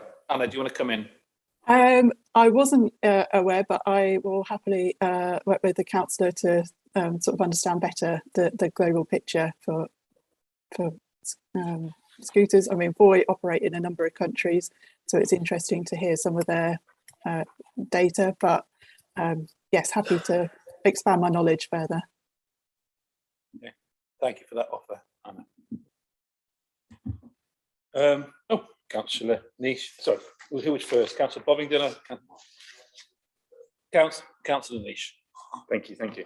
I think it's really an interesting point there about the negativity, because there's an awful lot of negativity, especially on the scooter side of it. And I think if they could bring back in saying the positivity of what they're doing to capture it, and quite rightly pointed out by most of us, it's probably not the higher scooters that are creating the issues, it's the other. And I'm aware, I think over the weekend I read somewhere that are looking at bringing in further legislation for the non-regulated ones of having number plates on it, but I don't suppose it'll still stop people swapping number plates or even still going out with them. Anyway, moving on briefly on that one, is just going on with Anna talked about the consultation and briefings that had with county council and issues like that. I think where I would consider from a Huntingdonshire perspective, I noticed we're named in there of towns where we're looking at e-bike expansion. Can I really implore, again, going back to consultation, no one's spoken to anybody in HDC about it, or maybe the locality. I know in comments from previous one, I'd say, you know, it'd be worthwhile looking, we could potentially look at this for that, but I don't think anything's happened. I might be wrong, but, you know, from an e-bike perspective, I think there are some positives that could be done there, especially between towns, you know, Huntingdon and St Ives, and might struggle a bit on the Ramsey bit and back with the road, not being particularly helpful, but and the St Neots area. But I think really, if we're going to go forward, that we do need to have that consultation back to the locality of, and I think as Councillor Thornberger was out, there are some issues where some of them are located, and again, the locality of knowledge helps vastly with that. So if I could just ask that, please. Yep. I mean, probably a little bit of the mayor flying the flag for Huntingdonshire on occasions when I've spoken to Voi, but I'll, on a more official response, Anna, do you want to acknowledge that and give a reassurance? Yes, certainly. So I held a workshop earlier in the year to look at e-bike expansion and to agree sort of basic principles for the e-bike expansion, and all constituent members of the combined authority officers were invited to that. As I progress with the market research and market engagement, I fully intend to sort of hold another workshop and talk through the specification and look at more specific sort of locations, rather than just at the moment it's sort of a broad strokes at the moment, but I'm happy to continue to work collaboratively. Thank you Anna, for your reassurance there. Councillor Bovingdon. Thank you, Mayor. A question for Anna, I think, really. It's good to see Ely on there representing East Cambs. We have two other major market towns, being Soham and Littleport in East Cambridgeshire, which are undergoing massive expansion, and both the parishes there have shown a lot of interest in the e-bike and e-scooters. What's the possibilities of any other areas in East Cambs being added to the list for consideration? Anna, spoken like a true East Cambs and District Councillor. That's what you're here for. Can you open that up? Yes, I mean, I sort of started out with that sort of list of market towns, and I'll be interested when I get sort of more feedback from when I do the market engagement. It's interesting. What I'm interested in is seeing how we can make it a sustainable model. So if actually adding more places enables that, or it's better to sort of start sort of smaller and then grow from there.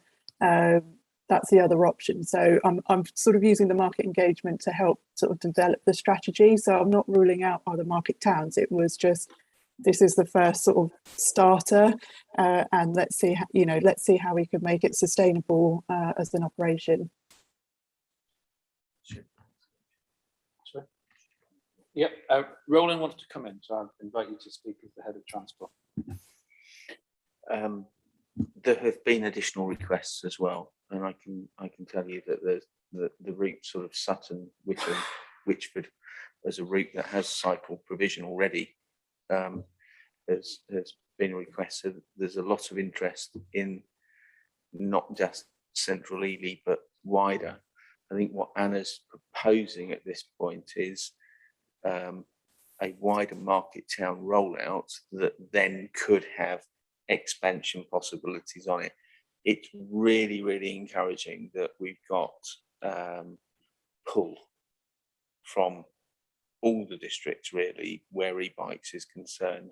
And what Anna's doing, or what Anna's proposing to do with the market research, is to actually go out to the market, to the operators and the providers, of which there are several that are approaching us with ideas, but it's then understanding what the market value for money is and what the opportunities are in terms of cost to the combined authority against delivery. So I think it's identifying the market within the market towns and then launching, and then there could be the expansion as a second phase effectively.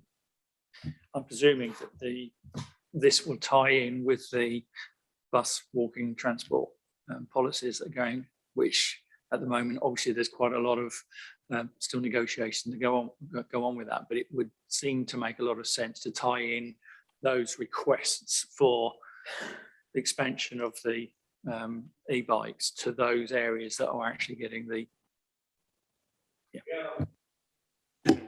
So you will know from our local transport and connectivity plan the rewrite of that from the vast amount of input that we received, certainly from the elected member engagement that we had, combined with our sustainable growth strategy, combined with our business and skills strategy, our economic growth strategies, etc., and the bus service improvement plan.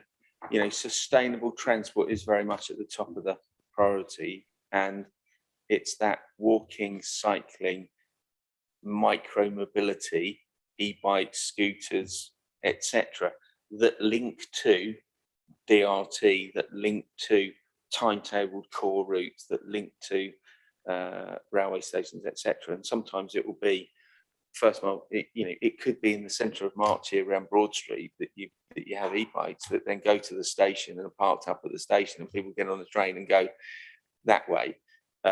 It could be that you're out in, I don't know, Elm, and there's an opportunity to get to Wisbech. It could be that there's a variety of opportunities where we've got that last mile, first mile need, that some are avoiding walking because it's easier and more comfortable to get into their habit of their car.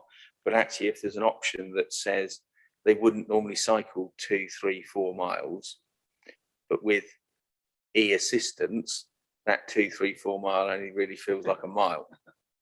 And that's the difference, really. So it's all part of the whole integrated transport plan that's going into all of our strategies, etc. at the moment. And as somebody who has recently had the pleasure with the relaunch of e-bikes in Peterborough, and it takes a bit of getting used to, but it certainly does change. And I've been do a lot of bike riding, but to use an e-bike, I can see how once you get your head around it, it does make your life a lot easier. You can get up a hill or an incline a lot easier without getting out of puff. Councillor Schuyler. Thank you very much, Chair. While we are supporting the trial, I wonder, is there any consideration to having overnight hires or slightly longer term for some areas that might not have their own parking? So, I'm thinking of rural areas here. The second question I would like to know is, after the trial, and this is a commercial operation already, but it will be commercial going forward, are we considering other companies, and do we have any idea which other companies, so that there won't be a Voi monopoly going forward, I guess? Okay, Anna, can you answer that, please? Yes, certainly. For the long-term loans part of the question, I understand Voi is currently piloting that system in another part of the country, and so I'm looking forward to hearing sort of feedback from that, and then obviously that's something that we may want to consider going forward. With regard to sort of other companies, we obviously have a contract with Voi, which can be extended, but it can be extended up to 5 years. So at that point, we would then have to look to re-procure that. But it would also depend on what DfT looked at, if to legalising sort of rental e-scooters, their legislation that they put through as well. So there's a couple of factors that we need to consider going forward.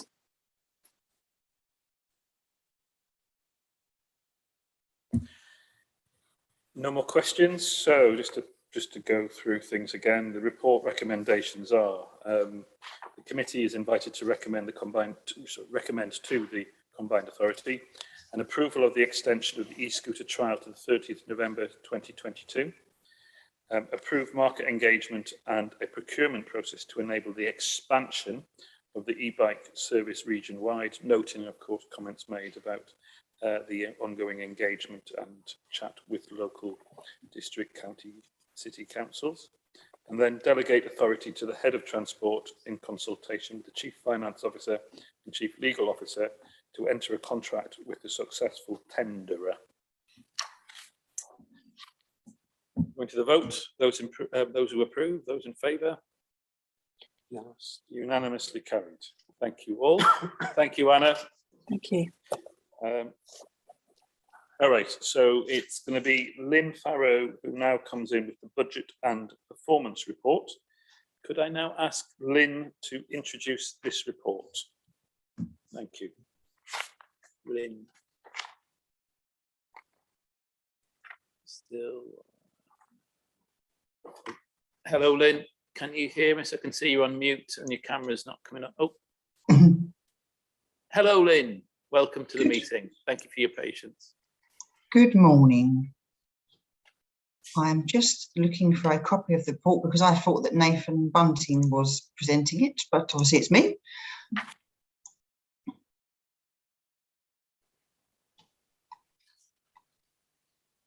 Are you ready to go? I am ready to go. Do you have a copy of the report? I do. I'm assuming everybody has a copy in front of them, but if you could present it, it would be appreciated. Okay, no problem. Right. Down the bottom of the page. It's in the additional meeting documents. Right. This report provides a budget and performance update for Transport and Infrastructure Committee. So it provides January 2021 figures, and also that provides revenue and capital project figures. So members' attention is drawn to the change in presentation for the meetings report.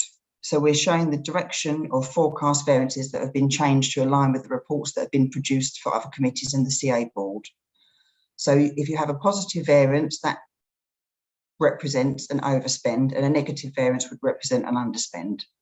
So a summary of the financial position of the authority for the revenue budget is shown in the first table, and that's for the period up to the end of January 2022. So you will see that the total variance is a positive variance of 1.2 million against the approved budget. So that positive variance can be seen at the bottom of the first table. Actually, it says it put a positive variance in the report, and I've just noticed it's actually a negative variance. So we have an underspend of 1.215 million. That's the figure in the red at the bottom for the revenue total. That's the variance of forecast against the approved budget. Some of this variance is related to the bus review implementation, and that is 869,000. That's the largest variance figure shown in red. And that's partly offset by overspends on bus service subsidisation of 196,000. And also some of the public transport budgets, there's a bit of underspend and overspend sort of offsetting. So in addition to the 17.1 million budget, we have a further 1.5 million budget in the MTFP for new projects, but that budget is currently sitting as subject to approval. So we haven't been to board for approval to spend those budgets. On the capital side, the capital programme up to the end of January 2022 is shown in the second table, and that shows a variance of 5.597 million. And that's predominantly due to the A10 junctions and dualling. We were waiting for to work with Cambridgeshire County Council to align the project with DFT requirements. So that's been delayed. That was originally in the budget for this year, but that's been delayed. Surham Station the work has taken place slightly ahead of schedule. So we have a slight overspend there, but that will be contained within the budget that we had for next year for that. March Junction improvements, again, following on from the paper that Emma White presented earlier, there's an underspend anticipated there, and we're realigning that in terms of profiling of budget across years with that paper. Another slippage is Neen Parkway Junction 15. So at the moment we have an underspend of 2.8 million, and that will be carried forward into the next financial year in order for that project to carry on. And it's the same again with the A16 Norwood dualling. Again, that will be slippage into early 2022-23. And we have some other underspends on projects, and again, budgets will be carried forward. So at the moment, there is 21.4 million budget that's still sitting as subject to approval. And it's anticipated that that would also be carried forward into next year. And we're also having a review of the Transforming Cities Fund programme as well. So those budgets will be rolled into next year whilst the reviews are carried out. The next part of the report, Appendix 1, is the dashboard, which I actually don't have, unfortunately. I've not been sent that. And that shows sort of progress against growth outcomes. Okay. Right. I'm good at Lynn. Roland's offering to talk about the dashboard. Okay, great. That would be helpful, Roland. Thank you very much. Thank you, Lynn. So the Combined Authority Performance Dashboard is a regular submission to this committee. So hopefully it should be relatively straightforward. There are three graphs at the top, which are our GVA target versus baseline, our jobs trajectory versus baseline, and our housing performance cumulatively. And you can see that in GVA,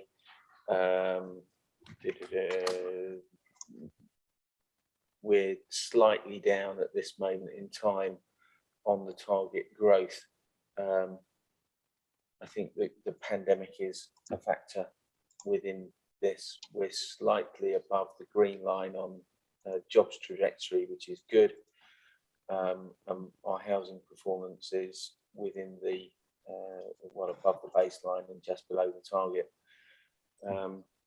In terms of the Combined Authority Transport Project profile, we've got one scheme in red at the moment, which is the Coldham's Lane scheme, and there will need to be a decision on the Coldham's Lane scheme at some point, and that will come back to a committee or board.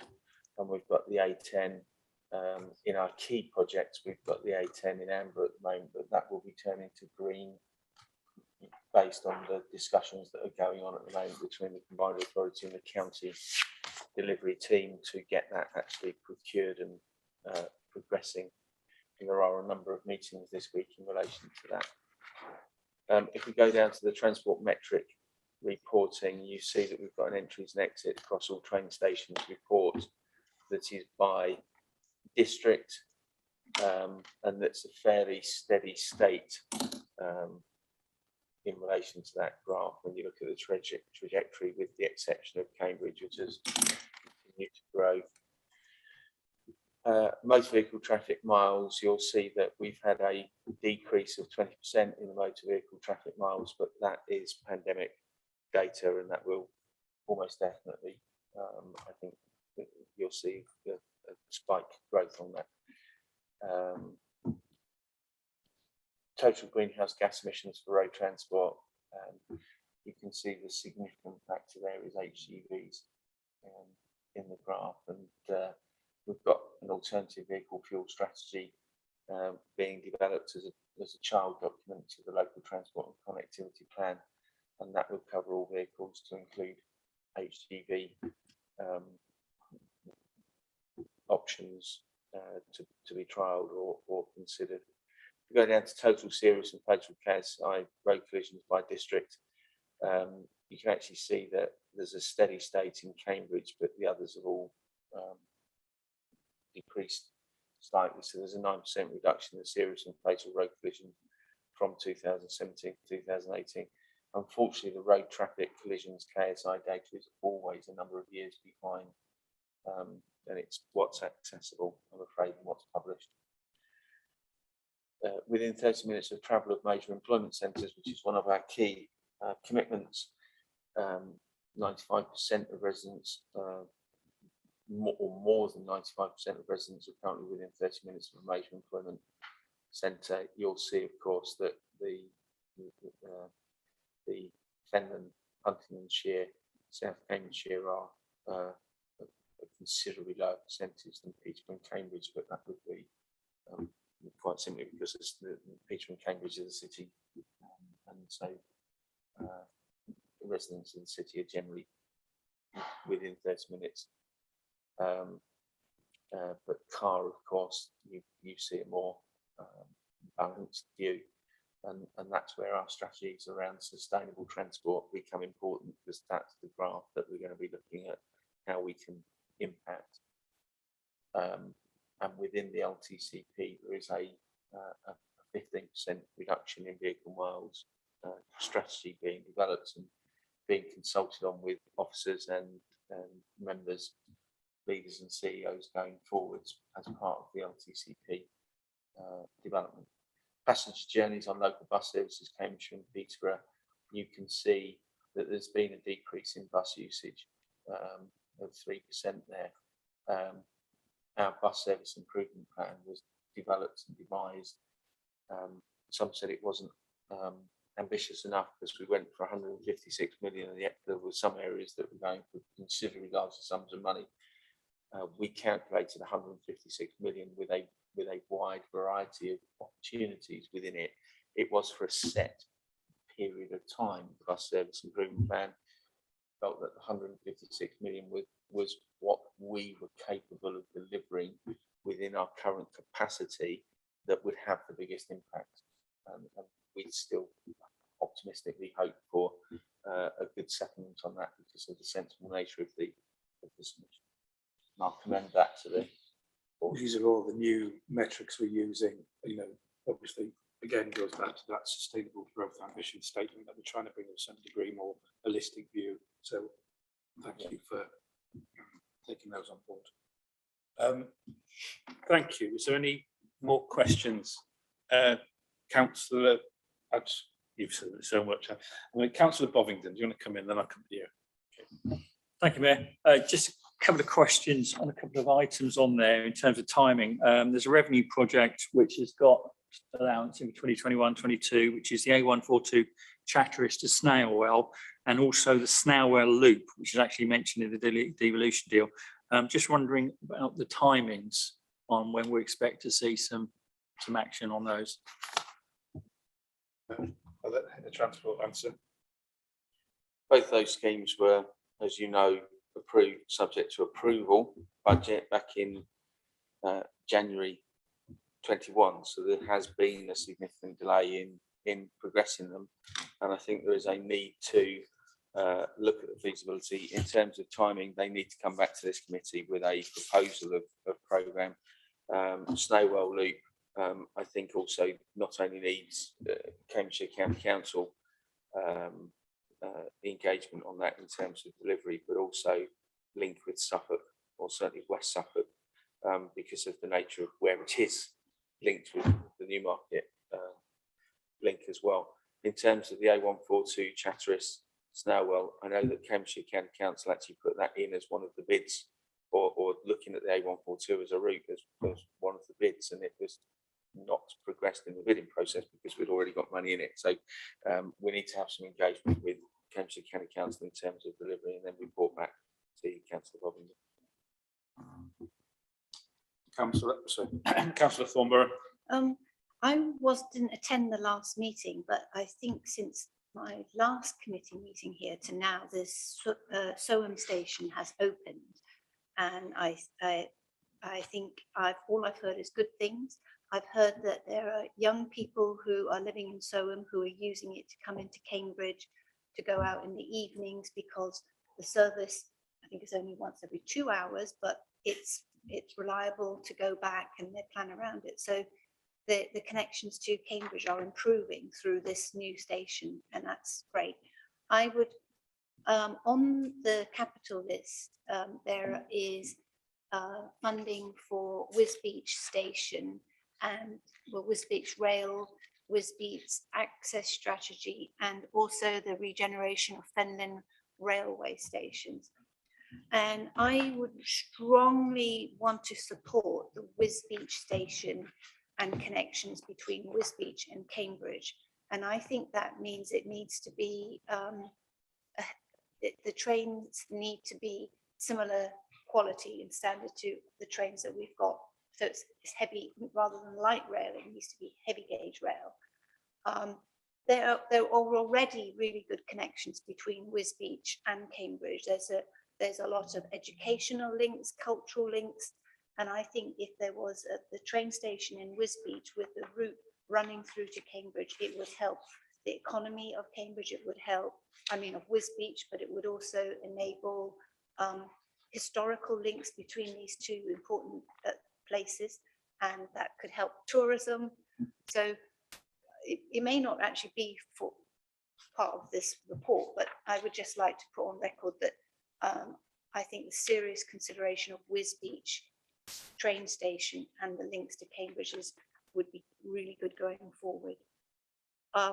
One thing on the dashboard, they're really interesting data, but is it possible, do we have data about the deaths in our region due to transport pollution?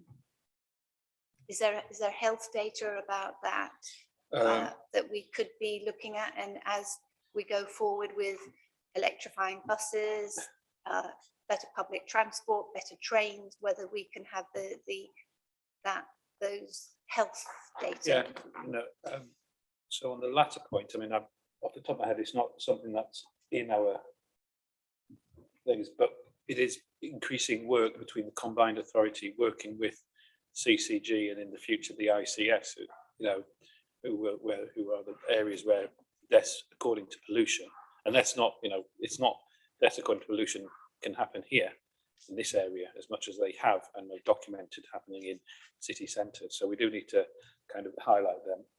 I'll let you go on to that, and that's maybe a bit more collectively. And just to echo a lot of what you say about the connectivity improvement, particularly for Wisbech, the Fenlon towns, is very much on my personal belief and desire to make sure it goes forward.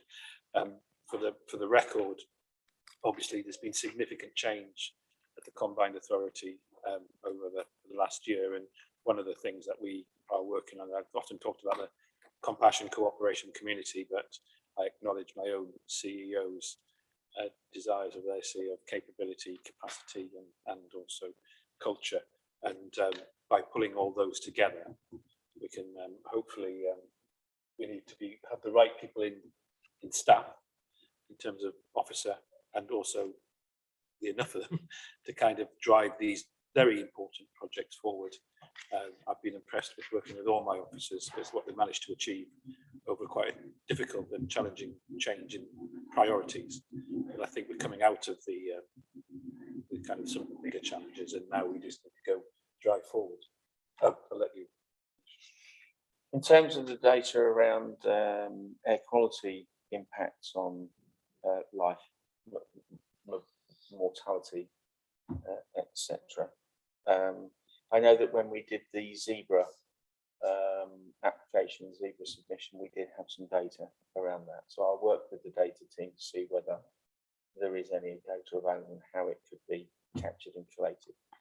It is likely to be in the cities more than the wider area than that data exists, but we'll look. In terms of what you were saying about our investments and our funding around Wisbech Access Strategy, the regeneration stations and the Wisbech rail proposal. You know, we have been passionate about these. Wisbech Access Strategy came back to board, came back to committee, went to business board, came back to committee, went to board, and I fought tenaciously to make sure that we finish this stage so that it's a shovel-ready scheme, so that when there is a funding availability capability, that that scheme can be progressed. And I'd also like to say that National Highways have a proposal in their RIS Programme 3, Roads Investment Strategy Programme 3, which is connected very much to our proposals at Wisbech Access Strategy, and it may be that we're able to accelerate that programme, and we're working with National Highways to look at where those opportunities may come based on the work we've already done within that scheme. So it was vitally important that we had a pipeline shelf ready scheme there. Felon Regeneration Stations, if anybody's come through the station area today or past the station area today, there is significant works ongoing. I'm very proud of the works that are going on in the building and also the car parking area. It will make a significant difference to the public realm of that station. And I'd like to hope that e-mobility becomes a part of that connectivity as well, whether it's through e-bikes or other means. And we continue to work at finishing the work at Maney Station and the car park, working very closely with Fenland District Council officers to deliver that. And we continue to work on Whittlesea Station in terms of the development of the car park proposals and other public realm improvements. In terms of Wisbech Rail, we had hoped to bring a report today, but it was subject to information that we've been waiting for from Network Rail, and we didn't get it in time to be able to bring a paper today. We have got a draft report from them which we are reviewing, and basically what Network Rail have been doing is reviewing the heavy rail business case that we put forward. The heavy rail business case had its challenges because of the nature of the safety of crossings, and so a large sum of money within that 230 million estimate was based on road bridge crossings over the top of existing crossings, so that we can actually stop them up. It's also dependent on the works at Ely North Junction, and that's out of our control. That's run by the DFT and Network Rail, and I chair the task force for that, and I passionately continue to drive forwards and find solutions, and whatever the spending review says within that, the Mayor and I have been working at looking at alternatives to look at how that can continue, and we work with Network Rail to do that. But the review, and when we come back, I can almost definitely say that the next stage of what we'll be asking for is funding to revise the business case. We've got a heavy rail business case. We will need a light rail business case, and there will need to be a comparison, and there will need to be a consultation, both with members and also the public. And I think the big question will be, is connectivity the important factor, or is heavy rail the important factor? And that will be a big question, because is it about getting people and potentially freight moving as soon as possible, so that there is that connectivity for people from Wisbech that don't currently have access to a car or are dependent on others, or are using a bus service, but actually if they were connected to the rail service much easier, it would get them to those opportunities that they're currently not accessible to. And there will be some decisions that need to be made across various light rail options and heavy rail options, and there will be cost differences, and there will be timing program differences, and then it will be a question of, is connectivity the most important thing, or is the mode the most important thing? I was taking over. I know it's a routine. No, it's actually Councillor Niche. Be careful, Councillor Niche. Thank you, Chairman. Can I thank you for the work you are doing in Network Rail, because they are not the easiest to work with, as we know from Huntingdon with Huntingdon Station, but we still progress and work, and also throw into the ring, of course, as I like to do, as everyone else is, don't forget Alcombe and Ramsey and all that. But anyway, moving on from that, I'm just going back to your data one, and I think it is important. I think it's always difficult with data when some of it is out of date, and I do comprehend completely some of the casualties and fatality and casualties ones always do have quite a lull. But I'm surprised that, like, the passenger journeys on local bus services couldn't be more up to date. And it's just a fact, a point that I'd like to break. It's a shame that we can't get some of those bits more accurate, because, you know, when they're so out of date with the pandemic that's happened, it's really difficult to work out what's the recovery's like. But thank you. We will do better. It's a fair challenge, and I take note. I'm going to come up to Councillor Tierney. Yeah, thank you. Ever since the idea of light rail was brought back into the fore, I've been disappointed by that. I think I speak on behalf of the majority of the people of Wisbech to say that it feels like a get out. Having seen the campaign for the reintroduction of rail for decades now, and people made increasing promises, and then finally we get a Grip 3 study that was, you know, positive. It's very sad, I think, to start once again going back to the drawing board and introducing other options which are not the option we want, not the option that we deserve. And I would strongly urge you to please rethink that. Heavy rail is the way to go, particularly if you're serious about a modal shift and changing the way people travel around the country and around the area. You really can't skimp on this one, and it's completely opposite to the original proposal. The idea that we would connect first to March and then to Cambridge. I know there are challenges. I know network rail are difficult. They always have been, but we've had a momentum up until now. And what I think what you're doing is a roadblock to that momentum. I think you will slow everything down and put another 2 decades onto it. So please don't. Thank you. Thank you. Councillor Shaila. Yeah, I'm kind of speaking on the same topic, and I'd love to do another shout out for heavy rail. It uses existing rolling stock.